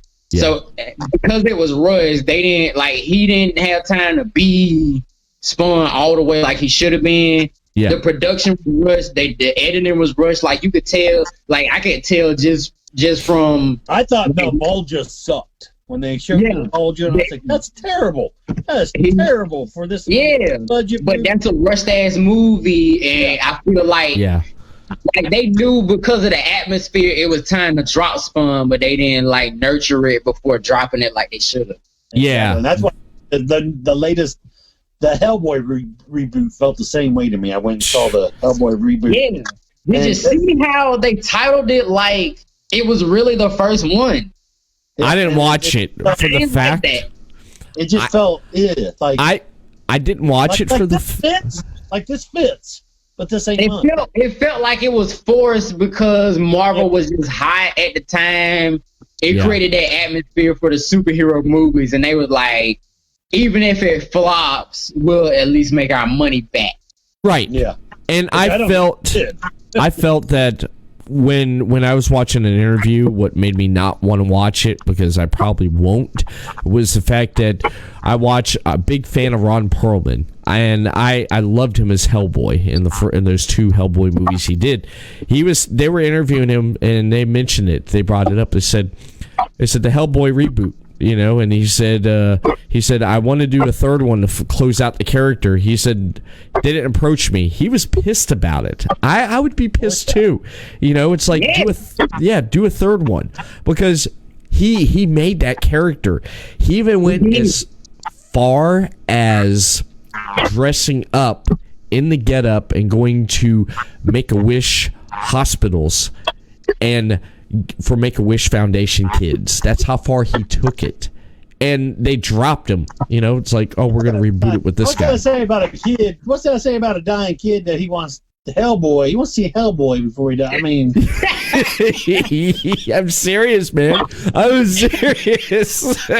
I know it's this kid. I'm the only one that thinks that's fucked up. Am I the only one that thinks that's fucked up? I was like, I'm really glad you're in this chat because there's always the need for somebody to bring that shit up. hey, Like real talk. That is real true. Like, what the hell your parents been teaching you? yeah, the kid wanted Hellboy, and they painted him up. He wanted to be painted up like Hellboy. There's pictures of Ron Perlman and the kid dressed up like Hell. I mean, he's full Hellboy, and the kid's dressed up like Hellboy. I shit you not. I shit you not, man.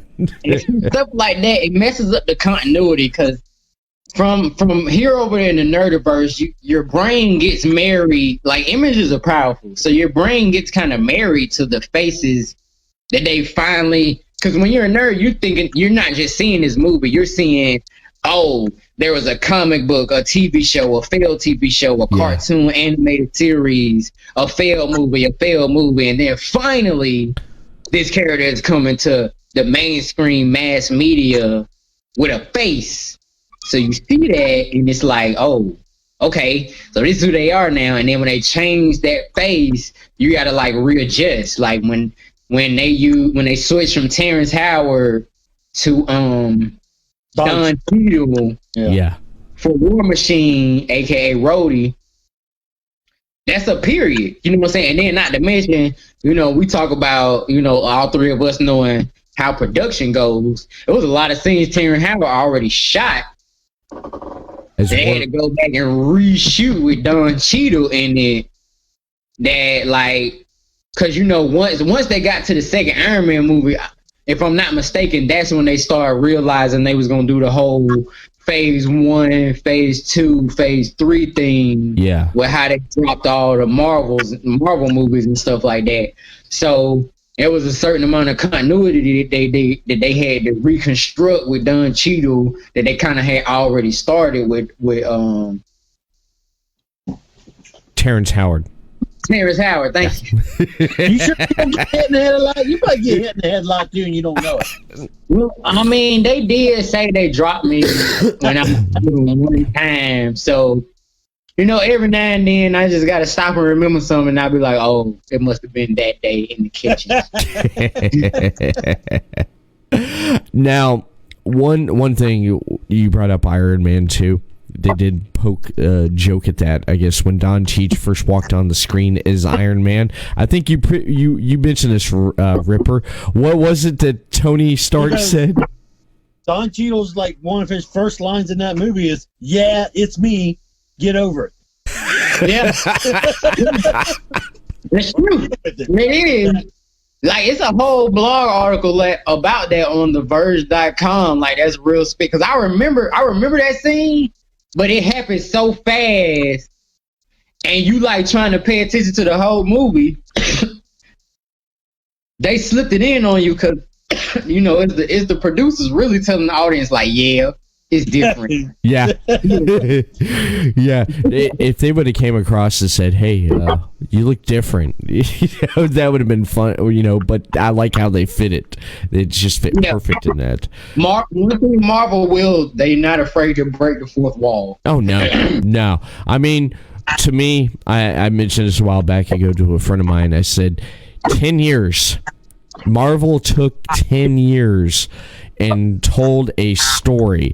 It started with Iron Man and it ended with Iron Man. That's what I love about how they did these movies here. And it still gives me chills, that last part in Endgame when he says, "I am Iron Man," and he snaps his fingers. That gave me goosebumps because it brought me back to the first movie when he first came out and he was like, "I'm Iron Man," Yeah. And because if you go back to that time period when that movie first came out, nobody was expecting that because no superhero. That's like the number one no. Don't tell nobody who you are. So when he did that at the end of Iron Man, like personally, when I saw it, it was like the first couple of weeks where the movies came out. So nobody spoiled it for me yet. And when me, my dad, and my sister saw it, we was like, yeah. He just told everybody he's Iron Man. Wait, what the hell is that? What I liked about the Marvel movies too. There's so many versions of these characters over the years where they've revamped and whatnot, and then they had the Ultimate Universe going on at the same time, which is basically they's like, okay, the Marvel Universe exists. We're going to do this. We're going to create this whole new universe, and it's going to be what if the Marvel Universe started right now? And in the universe, that's what he did. He didn't say, "Oh, the Iron Man's my body," and I love that was the press release they wanted him to read. The Iron Man was his bodyguard, because when I was growing up as a kid reading the comic book, that was the cover story. Yeah, bodyguard. Yeah, in the Ultimate Universe, he just proclaimed, "I'm Iron Man." That out like throughout the little index cards. Yep. And it was like a slow, fast build. Like it was like, nah, he not finna. What is he about to? And then he says that shit, and it's like becomes like this titular rock star moment for not only Iron Man, but let's be real, like that was Robert Downey Jr.'s comeback also. Talented actor. Foul swoop, we fell in love with both of them again, and it's like, whoa, like, you know what I'm saying? Tony Stark just said he's Iron Man. That's unprecedented. Yeah. And it's one of the few times that like the producers of a film veer way left than what happens in the comics, and the audience was like with that shit. Like we was like, all right, you told everybody you Iron Man. Now you've done something that no other superheroes done, DC or Marvel wise. I gotta see how this plays out now. Oh yeah, you know what I mean?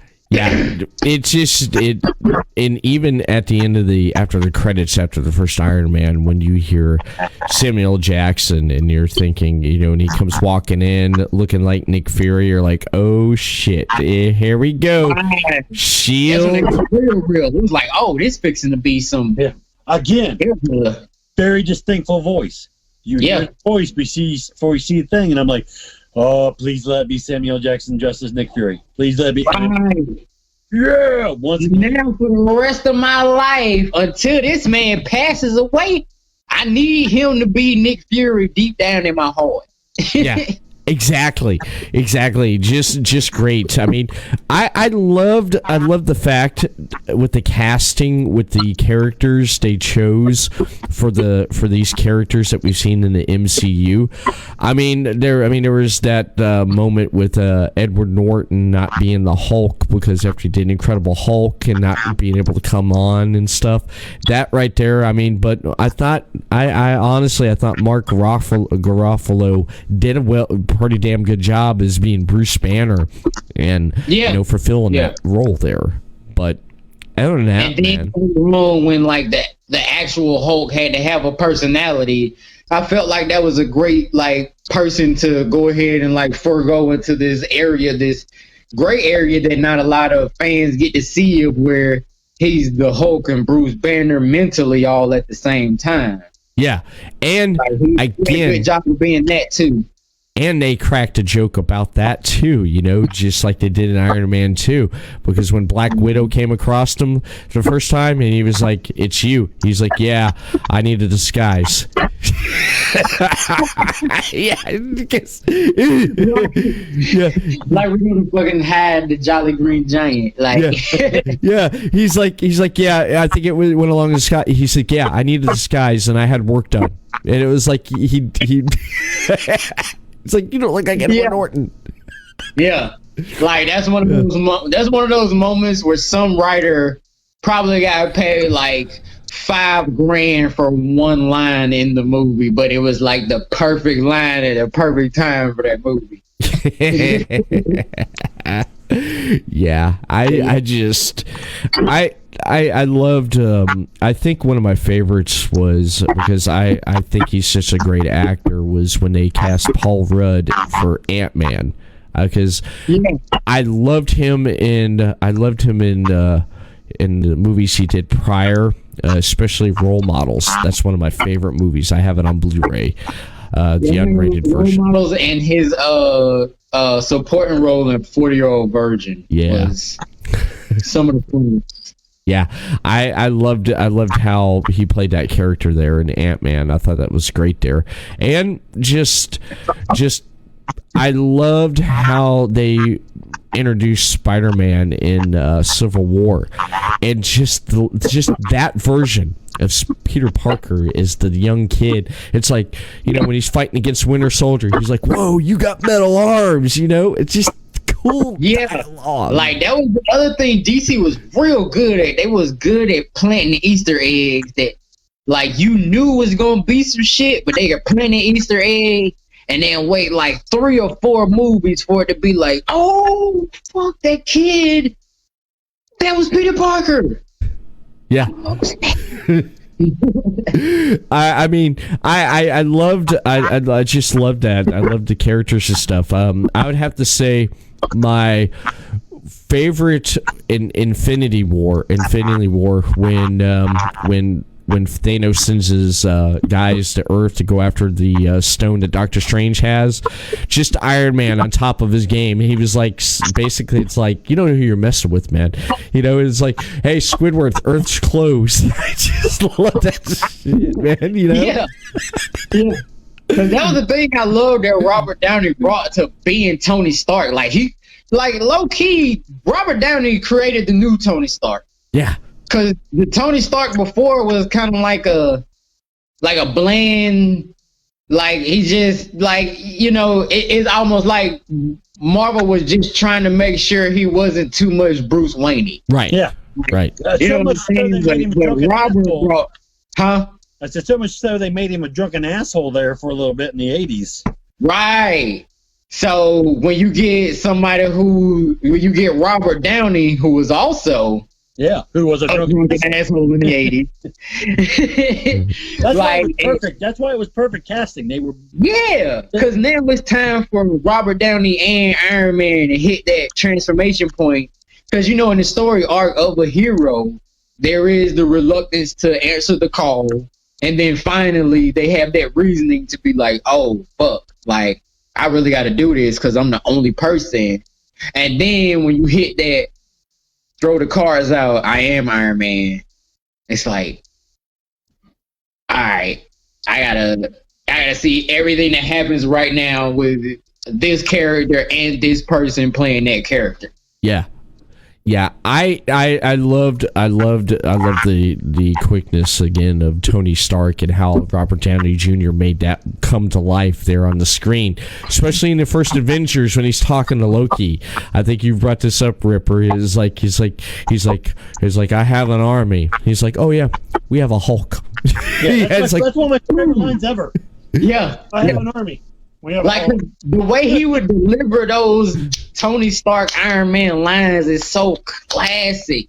Like, this is one of those situations where in the future they can never have anybody really play Iron Man because, like, Robert Downey Jr., like I said, he created the new Tony Stark. Yeah. So when you got an actor or a person that could play the improved version of the hero and their secret identity, because not everybody could do both. Like, some people were good Bruce Wayne, but were a terrible Batman. And some people were a pretty good Batman, but they were like, y'all need to limit the Bruce Wayne scenes he got. Yeah. So for somebody to come in and be Iron Man, and it's like, oh, wow, like, he's like this asshole, but I kind of want to be like him a little bit. Like, what is, like, there's layers, and then there's his growth.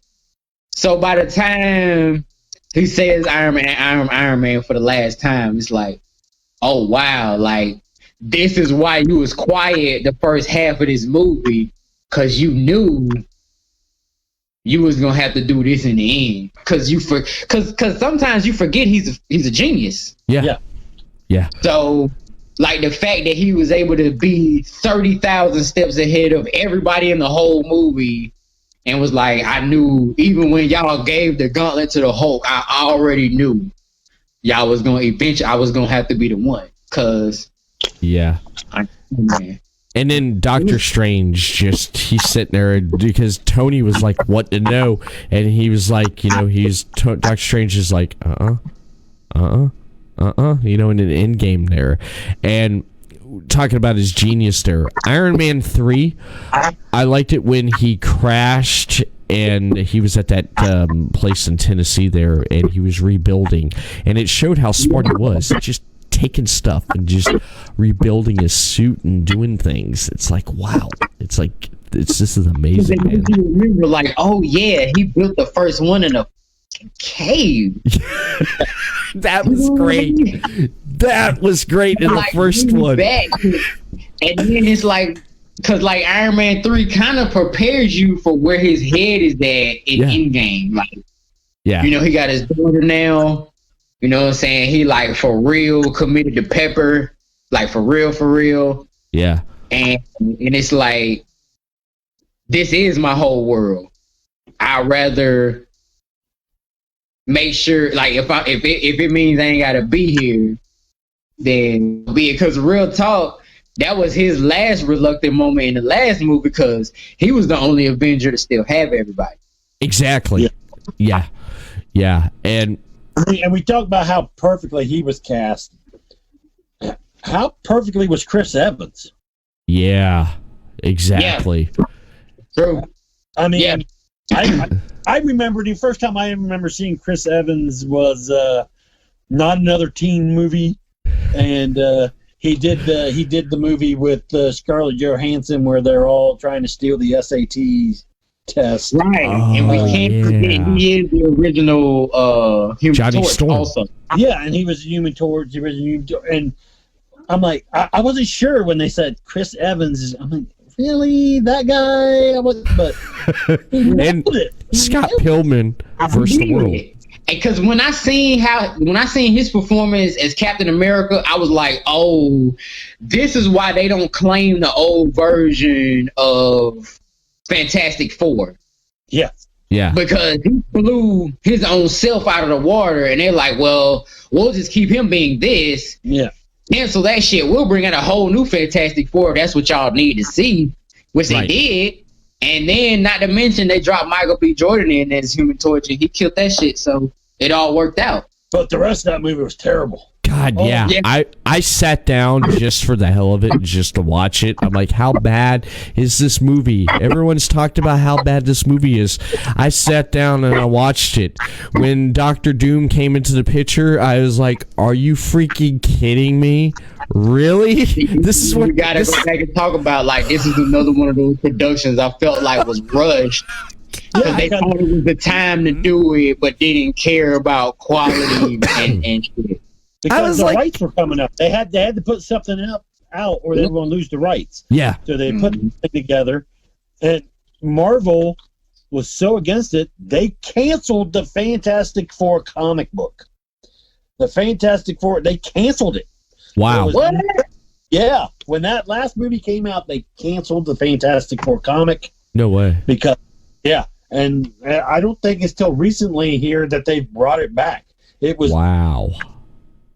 That's nuts, man. It was pretty much to tell Fox, like, fuck you.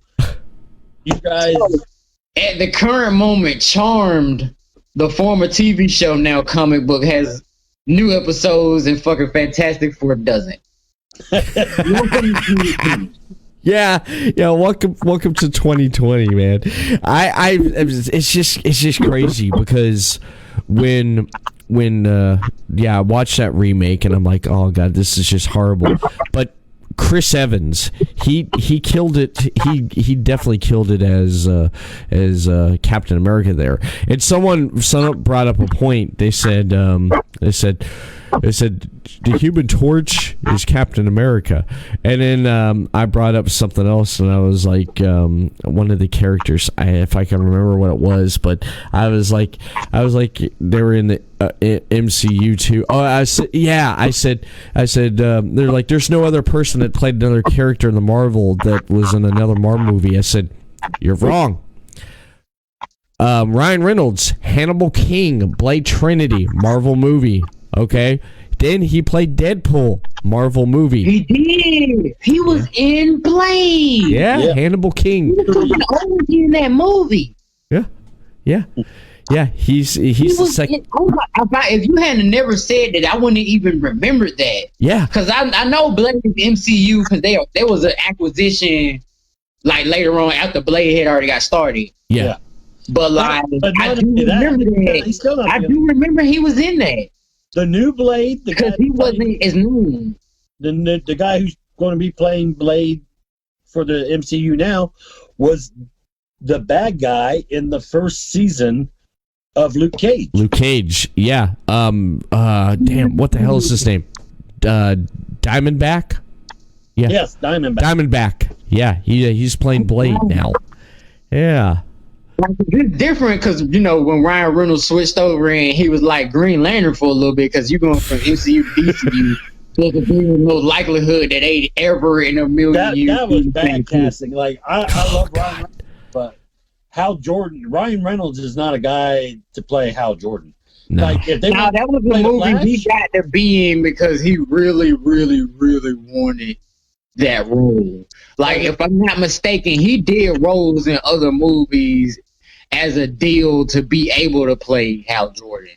Well, that's the only reason he did, played that version of Deadpool in the Wolverine movie. They told him, if you do this, we will do a Deadpool movie with you. It's the only reason because he read it, he's like, this is terrible. This is a terrible version of Deadpool. Yeah, because you don't even realize until the very, I didn't realize because I hadn't been that deep into Deadpool when that particular movie came out. I didn't realize to the very end of the movie, oh shit, when they sewed his mouth shut, he couldn't talk no more for a little bit. And then when he started fighting without being able to talk, I was like, oh. And then after that, I was like, that's why they got Ryan Reynolds to do it. Because that's like, because he, as far as breaking the fourth wall, being a smart Alex, that was very Deadpoolish. Which is funny that he did that to play Green. When he did that movie, he played that role to play Green Lantern when he was much better at being Deadpool than he was Green Lantern. Yeah. I said a DC character. If he was going to play a DC character, he should have been the Flash, and he should have been the Wally West Flash. Yep. I was just about to say the same thing. I was just about to say the same thing. Well, I was just about to say that. I'm interested. In all honesty, he could have did himself a better justice because, as you see, they didn't do another Green Lantern. So if he had did that in the Greens to be in another Flash movie, which they've needed to drop one, but it needs to be a good one for a long time. Yeah. If we had a Green Lantern movie, it would have been box office smash. Then we'd get the Flash movies we wanted. The Green Lantern movie too. It wasn't on him. To me, it was terrible villains in it.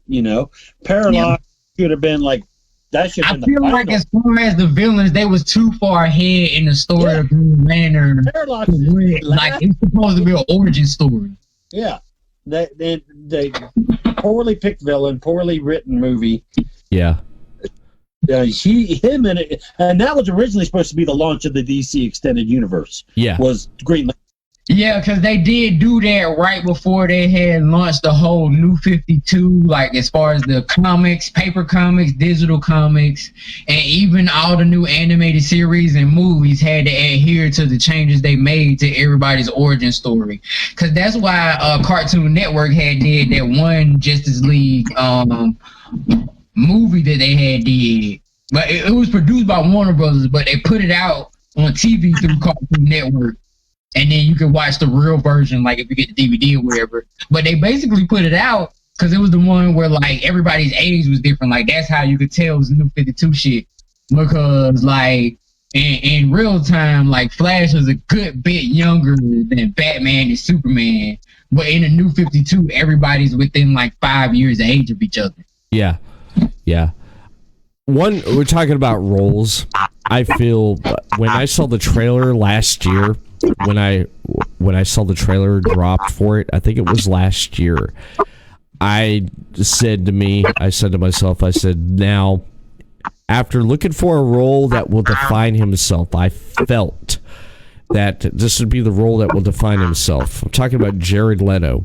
Okay, he got screwed over in the Suicide Squad movie because they cut out a lot of his footage. He got pissed. I don't blame the guy. Apparently, I wouldn't say he got screwed over. I would say whoever wrote for one, there was no need for the Joker to be in the Suicide Squad movie. None whatsoever. okay. Right. Okay, but they did that to try to play up for another movie.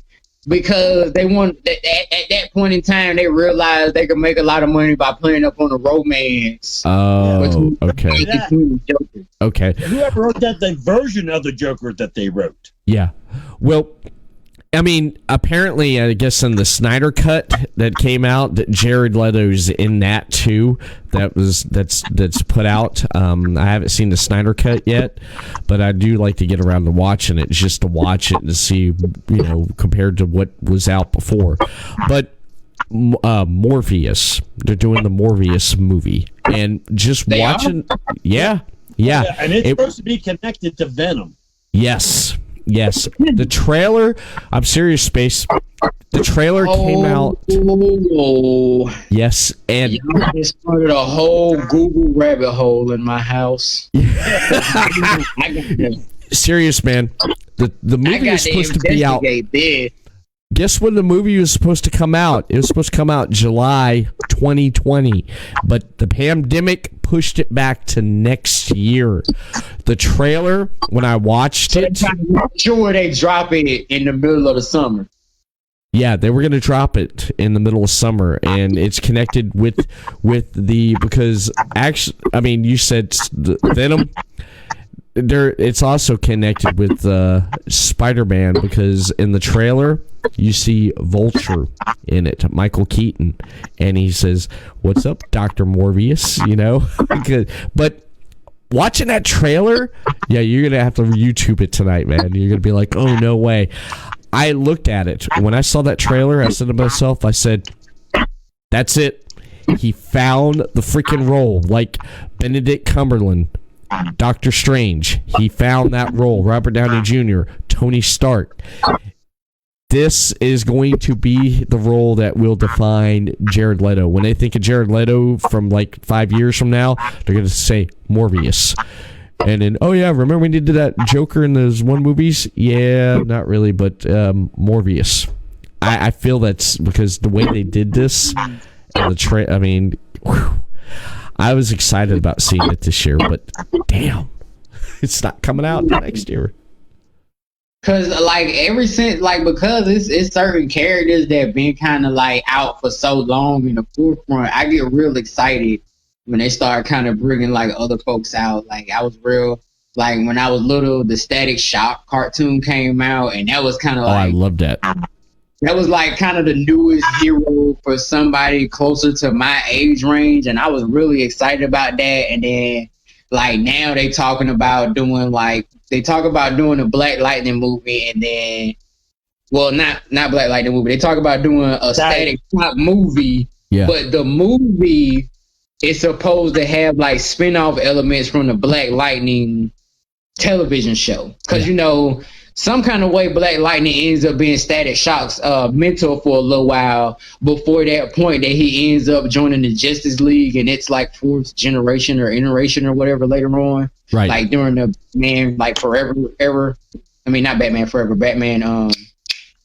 Batman Evolution era. Yeah. Yeah. Terry McGinnis. Yeah. I'm waiting for I never asked you this question, Ripper. Would you see a Batman Beyond movie? Oh, for sure. Yeah. I thought they did Batman Beyond excellently, and then the way they tied it, because it didn't really get an ending. It got canceled. Yeah. But then there's episodes of the Justice League where they kind of wrap it all up in a nice little bow for you. Yeah. And find out that technically he's Bruce Wayne's son. Yeah, because what he did was he changed his DNA. Yes. His dad had his DNA changed. Yeah. Or something. I don't know what happened, but somehow he is like, actually, he's actually Bruce Wayne's son. Terry McGinnis is actually Bruce. Like, just by genetics. Like Bruce Wayne has no idea. Yeah. Son. He don't realize that he chose the one and only motherfucker that shares DNA with him at this point in history. Yeah. By this point, I don't know what happened to Damian. Cadmus, I never saw Damian show up. Did it have something to do with Cadmus? Because it was Waller that told him. I think it had something to do with Cadmus. If you watch the old Justice, see, Waller knows. Waller be the one that end up knowing everything about everybody, though. Yeah. But Cadmus is a very big focal point in the Justice League cartoons, especially season 2. And they making it a bigger. They making Star and Cadmus a bigger part of the DC universe as a whole because they realized it was an easy way to tie everybody's story together by giving them a common government structure to rebel against. Yeah.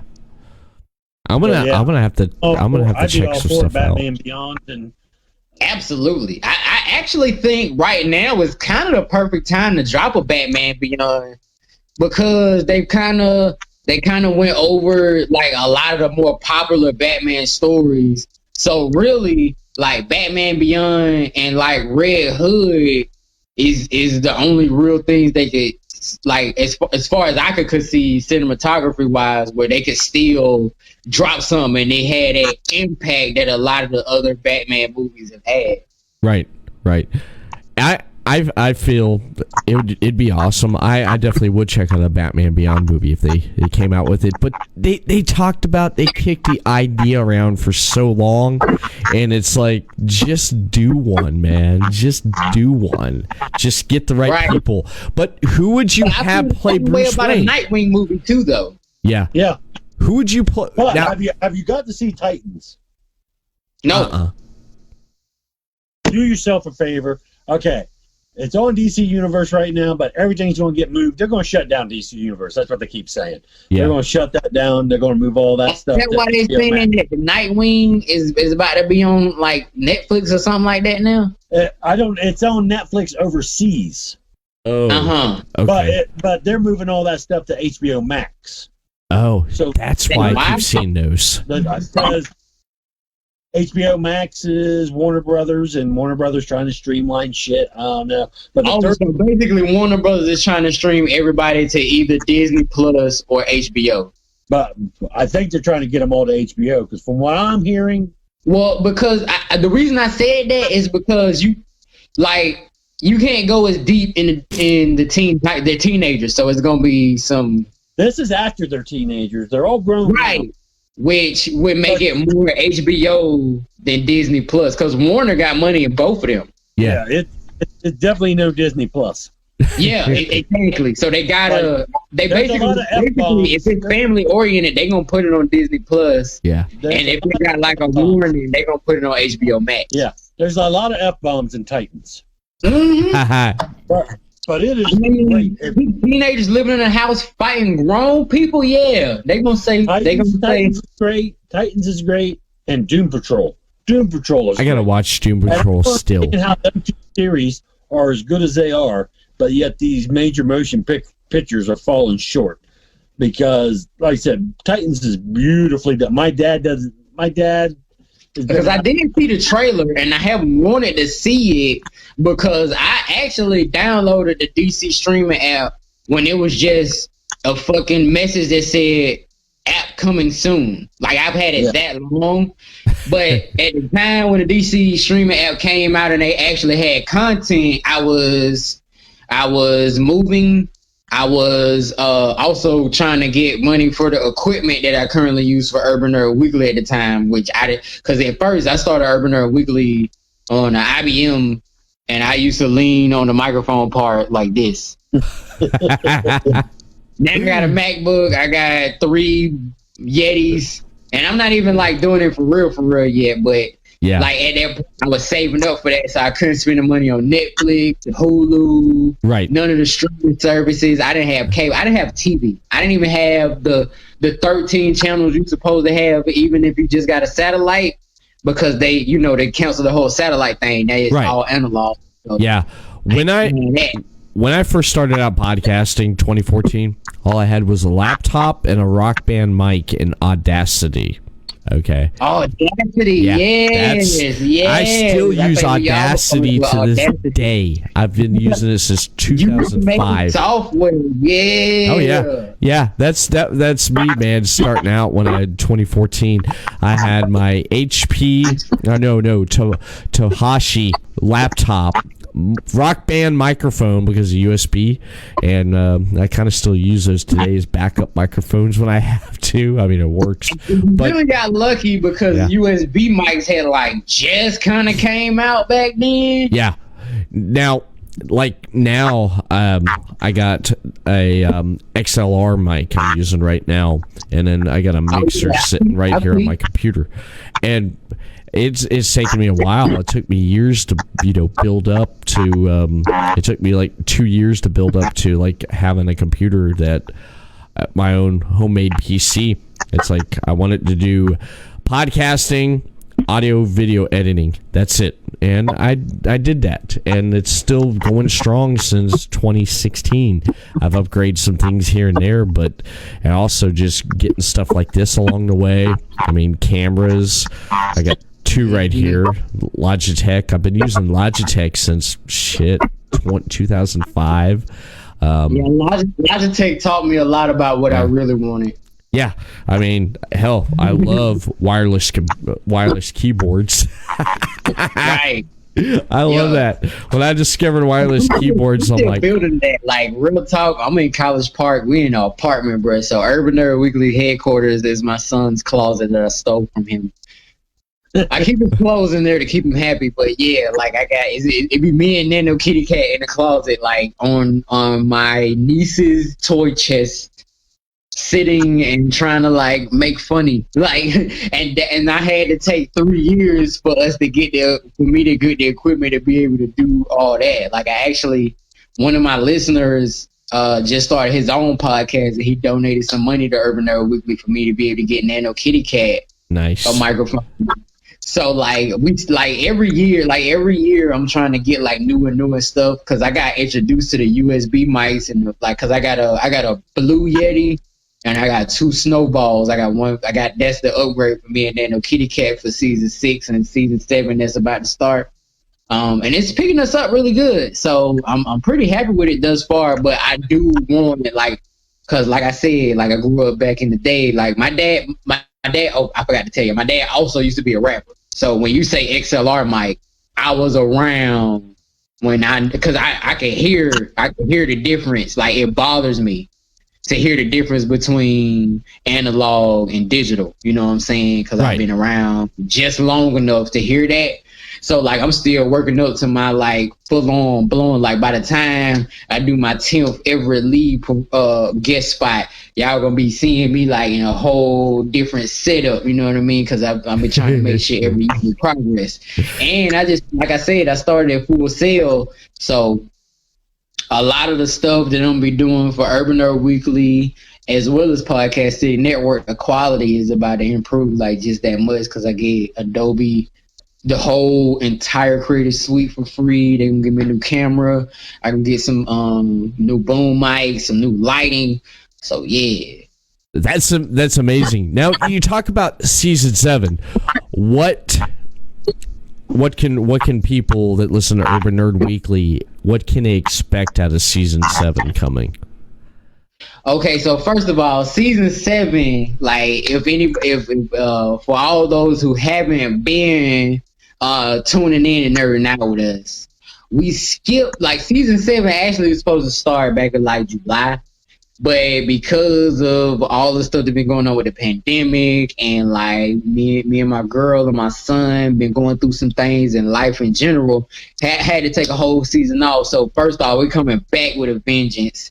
So we're gonna definitely have way better nerd money updates. So when you talk about nerd money, we talk about ways that us nerds can make more money the way that we know how, like Robinhood, stock options, paying attention to the trends that lead to consumers being able to, like, consumers buying X, Y, and Z. Like, all my numbers nerds gonna have a whole section called Nerd Money on Urban Nerd Weekly that I kind of started a couple of years ago, but I refined now.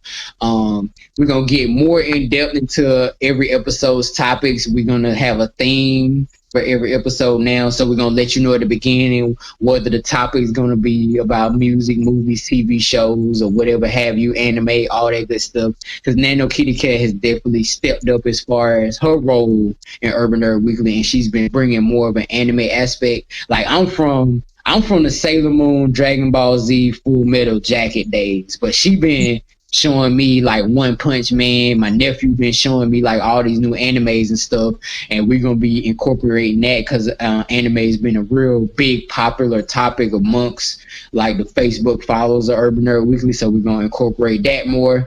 Plus, our digital downloads are gonna let you know all of the newest, freshest stuff that's coming out.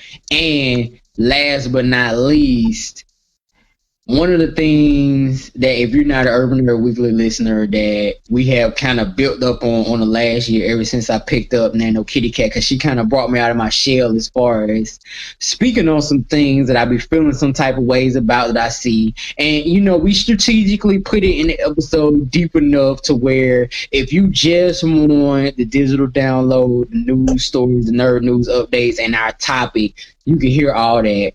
But with it being Urban Nerd Weekly, there are some things that have unfolded in time, especially as far as, you know, what's going on with the presidency and the civil unrest and all that, that are in our episodes with us, me and Nano Kitty Cat both being Urban Nerd Weekly. We felt that there's some things that we had to talk about because people like that kind of fall into the bracket that me and Nano Kitty Cat fall into. Introverts, we like to stay in the house, we like to be on the computer, we like to play video games. A lot of times when stuff is happening out in the real world, like it's twofold. Like I want to bring people like me and her out into the real world of like, look, you guys, like pay attention to what's going on. The world could be on fire outside and you don't know it, because me and her are the type of people, we'll sit in the house for days and be playing Among Us, and I'll be playing like an old video game, like the first Spider-Man, just because out of nostalgia. And then we turn to the news and we find out what's going on in downtown Atlanta 2 months ago, and we like, oh, we need to really like pay attention because she stays in downtown Atlanta. So when I go get her and suddenly Atlanta has a curfew for 4 days. Yeah. Stuff like that, we try to keep people like me and her abreast to, because they tend not to pay attention to it. So we try to bring that element into things. And so, and another element is this season we are getting ready, like all of the people that's tuning in and nerding out with us for season 7. We start season 8 in January. We're gonna be doing some giveaways for PlayStation, Xbox Live, like membership gold cards and all kind of stuff like that, because we're actually been in talks with some guys that's gonna help us out financially for Urban Nerd Weekly, and they're gonna supply that for all the folks that want to tune in and nerd out.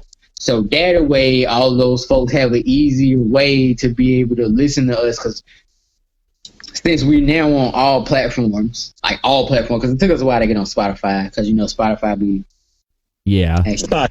They be spotty. Yeah, I like that. So now we finally on all podcasting platforms. We wanted to, because we've been waiting for this point to like do the giveaways, because we've been kind of sitting on some stuff for a minute. And plus with us in conjoining with Podcast City Network, like a lot of the initial people that listen to Urban Nerd Weekly are former co-workers of mine, people that used to go to school with me, and they literally like check out all of my content to support me. So I wanted to something to be like, hey guys, I really appreciate y'all, like, you know what I'm saying, like tuning in and like checking out all my videos, like all my random parodies I put out, like all the times over the years, because before Spaceship I went by Nova Black, and I used to have like these huge periods of like inactivity. And so like it would be like people hit me up like, yo, you still doing X, Y, and Z? So when I rebranded myself as Space, it was part of my mission, like to keep going forward, because space is ever expanding, everlasting, like you never reach the end. So I wanted to always make sure I always kept going, because not only do I love doing this, but it's always really meant something special to me that like my friends from when I was a kid in Atlanta, my friends from when I was a teenager in Villa Rica, my friends from all my jobs that I've had as an adult between Carrollton, Villa Rica, Atlanta, and all the other places I've been randomly. Like, it really means a lot that those people like stuck with me all this time because they always felt like I was gonna like be something. Yeah. So those are the people I want to show some appreciation to in season 8, and I'm giving people season 7 time to be like, okay, so for 3 months, you got a chance to be one of those people. So tune in, nerd out to Nano Kitty Cat and Space Was Here every Friday on Urban Nerd Weekly. Oh, hell yeah. You got me sold, man. And I do want to say thank you and welcome to Podcasting Network. And your show, just like a lot of the other shows that's on Podcasting Network, just great content. There's something for everybody on Podcasting Network. And where can people find you on social media at? You guys can check me out on the big 3, that being Facebook, Twitter, and Instagram at Space Was Here. That's SPAYCEWUZHERE. And if you add a .com to that in 2 weeks, spacewashere.com will be back up and running.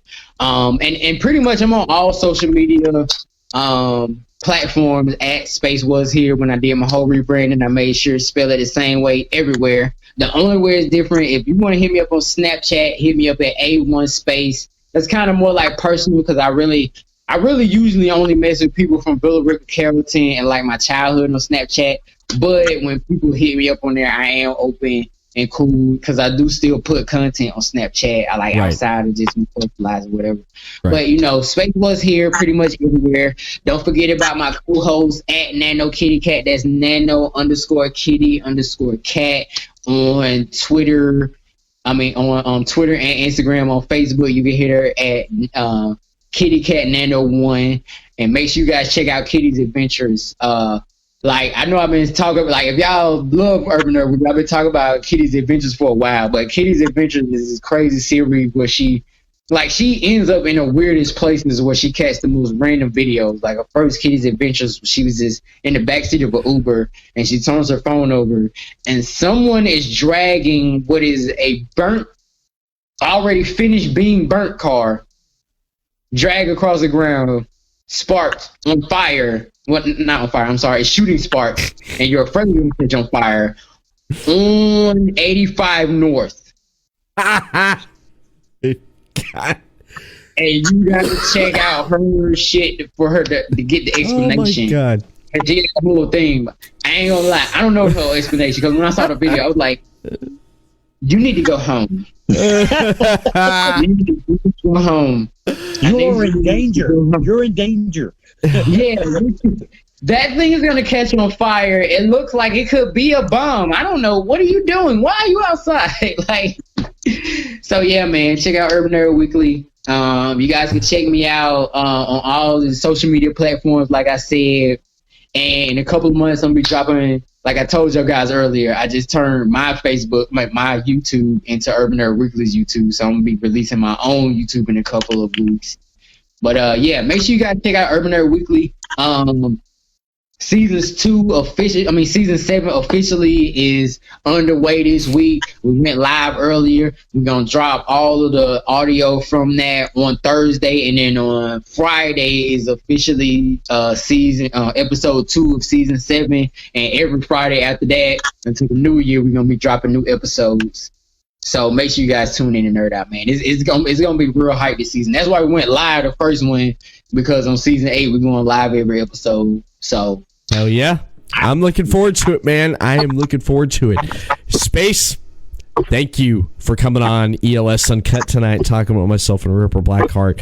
Had a lot of fun, man. Thank you guys for having me, man. I'm excited to meet you, Everett, because we've been chatting, on Facebook or whatever. And Ripper, you're hilarious. I'm like, I might need to get on this show again in the next couple of weeks, just so, because I felt like we got a chance to nerd out about some stuff this episode of the show. So this was fun. We got to definitely do this again. We got to get something with Chris on at the same time also, man. And and see if we can get it smoothing and grooving. You know what I mean? Carnage. Oh man, you're asking for a lot, because when you get Chris Carnage on, anything happens, man. I kind of got that feeling because I dropped the Podcast City Network drop at the beginning of every episode of the Urban Nerd Weekend. I'm like, is that him? Yeah. Like, he sounds so fucking turned up in just that 12 little seconds. You ever of him like Podcast City Network? Remember Spinal Tap? That's Chris Carnage turned up to 11. Which, that was a gamble, you asking me that. Yeah, I know who the fuck they are. He's at that border. He's at that age. But I appreciate you asking me to make sure first. I appreciate that. You're welcome. You're welcome. But I do know who they are. Like, I definitely I went to West Georgia University, so I've had some mosh pit days, some laying back on the floor looking at the ceiling fan days, and some laying in the grass and campus security is like, "Are you okay?" days. and the Tap was during some of those days. Wow. Well, also, I very much appreciate you having me on here, man. Like, I was actually kind of excited when you asked me, because I actually tuned in last week when you guys had the illustrator, Mikey Wood. Yeah, yeah. That was a riveting episode. Plus, it was like one of the first Urban Nerd Weekly plugs I seen outside of me saying it. So I was like, really, I didn't expect it, because I asked Chris, but I didn't read his message until after I saw you guys' episode. So I was excited to see like Urban Nerd Weekly on there too. That was really cool. Hell yeah. So yeah, man, that was great to meet Everett, and you also, Ripper. I love when I meet like nerds from like a long time ago, because it like gives me the time. A long time ago. I like how you stuck that long time ago. Nah, but people, I'm 30. I don't have a lot of people to talk about that shit with. You know what I mean? Yeah. Like, my friends are like, most of my friends think that like some of the new music is really new. I'm like, yo, they sample Minnie Riperton, they sample James Brown. Like, they don't get how deep the rabbit hole really goes. So like, when I get to talk to a different generation, it gives a particular level of excitement to me. I ain't mean to call you old, if that's all right. That's all right. All right, man. Well, take it easy and have a good night. And again, thank you for coming on. Thank you for coming on, man. You guys too, man. Thanks for having me. Y'all have a great time. Podcast City Network, your top source for independent podcasting. Head over to podcastcity.net. Follow them on social media, Podcast City Network on Facebook, Twitter at Podcast City Net. Subscribe to the YouTube channel, Podcast City Network, and on Twitch, /Podcast City Network. Podcast City Network. Be creative, be independent, be yourself. When I need a logo or graphic design done, I use 3 Count Design. 3 Count Design offers a wide range of graphic design products, video, photography, and other forms of media. Everything from t-shirt designs to websites. For more information, head over to facebook.com/3countdesign. That is facebook.com/3countdesign. When I want to kick back a few cold ones with my friends, I head over to City Limits Tap Room. City Limits Tap Room has a wide selection of TVs to watch your favorite sports, indoor and outdoor seating. They are pet friendly. City Limits Tap Room also has food made fresh to order, and the grilled cheese is excellent. I recommend the grilled cheese and the apple pie cider with fries on the side. Can't go wrong with that, baby. For more information for upcoming events, head over to facebook.com/City Limits Tap Room. Thank you, Space, from Urban Nerd Weekly, for coming on and talking with myself and Ripper Blackheart. Everyone should check out the Urban Nerd Weekly podcast. Season 7 just started, and more content from Urban Nerd Weekly will come. So be sure to download the episodes of Urban Nerd Weekly over on iTunes, Soundcloud, StitcherRadio, Spotify, and iHeartRadio. So be sure to check out Space's podcast with his co-host Kitty, Urban Nerd Weekly podcast. And like I mentioned at the beginning of this episode, this is pretty much the last new episode of 2020 of the Everett Lee Show. I am stepping away for a while. I burnt the candle on both ends. Pretty much things are coming to a close with a lot of things in 2020 with what Everett Lee's been doing. First off, I want to give a shout out to Knockout Wrestling for giving myself and Chris Carnage the opportunity to work with a promotion, doing commentary and having that partnership with Podcasting Network and Knockout Wrestling. But unfortunately, that partnership is ended. But thank you to the staff and crew of Knockout Wrestling. And also, thank you, everyone that has supported the Everett Lee Show. I can't stress that enough. But I need to step away for a while. When will Everett Lee be back? I don't know. I don't have a timetable at this time to tell you when I'll be back. But when I do come back, I will bring you what I do the best. Interviews, discussions. That's pretty much all I can say at this time. I've also been taking time off here, and after the passing of Dion Williams, longtime fan of the Everett Lee Show and supporter, close friend to myself and many others, and just a lot's been going on. I just need to step away. I need to refresh myself. I need to step away, think about some things, and worry about my life. I won't be as active on social media. Therefore, I have someone running the Everett Lee Show page. Episodes will still be coming out, but however, nothing new. Some classic episodes you may have heard, may have not heard, will be released accordingly until I decide to get some new content out. But pretty much, this is my end of 2020 for now. But I will be back at a later time and a date. I don't know when or what at the moment. I need a break. I need a fucking break from everything. So, I'm signing off for now. This is goodbye for now, not forever. So, thank you. I'll see you again later on. Later time, later date. It's hard for me to hit the stop button right now. But, again, we'll see what 2021 brings of the Everett Lee Show. Peace. Take care. Goodbye. For now.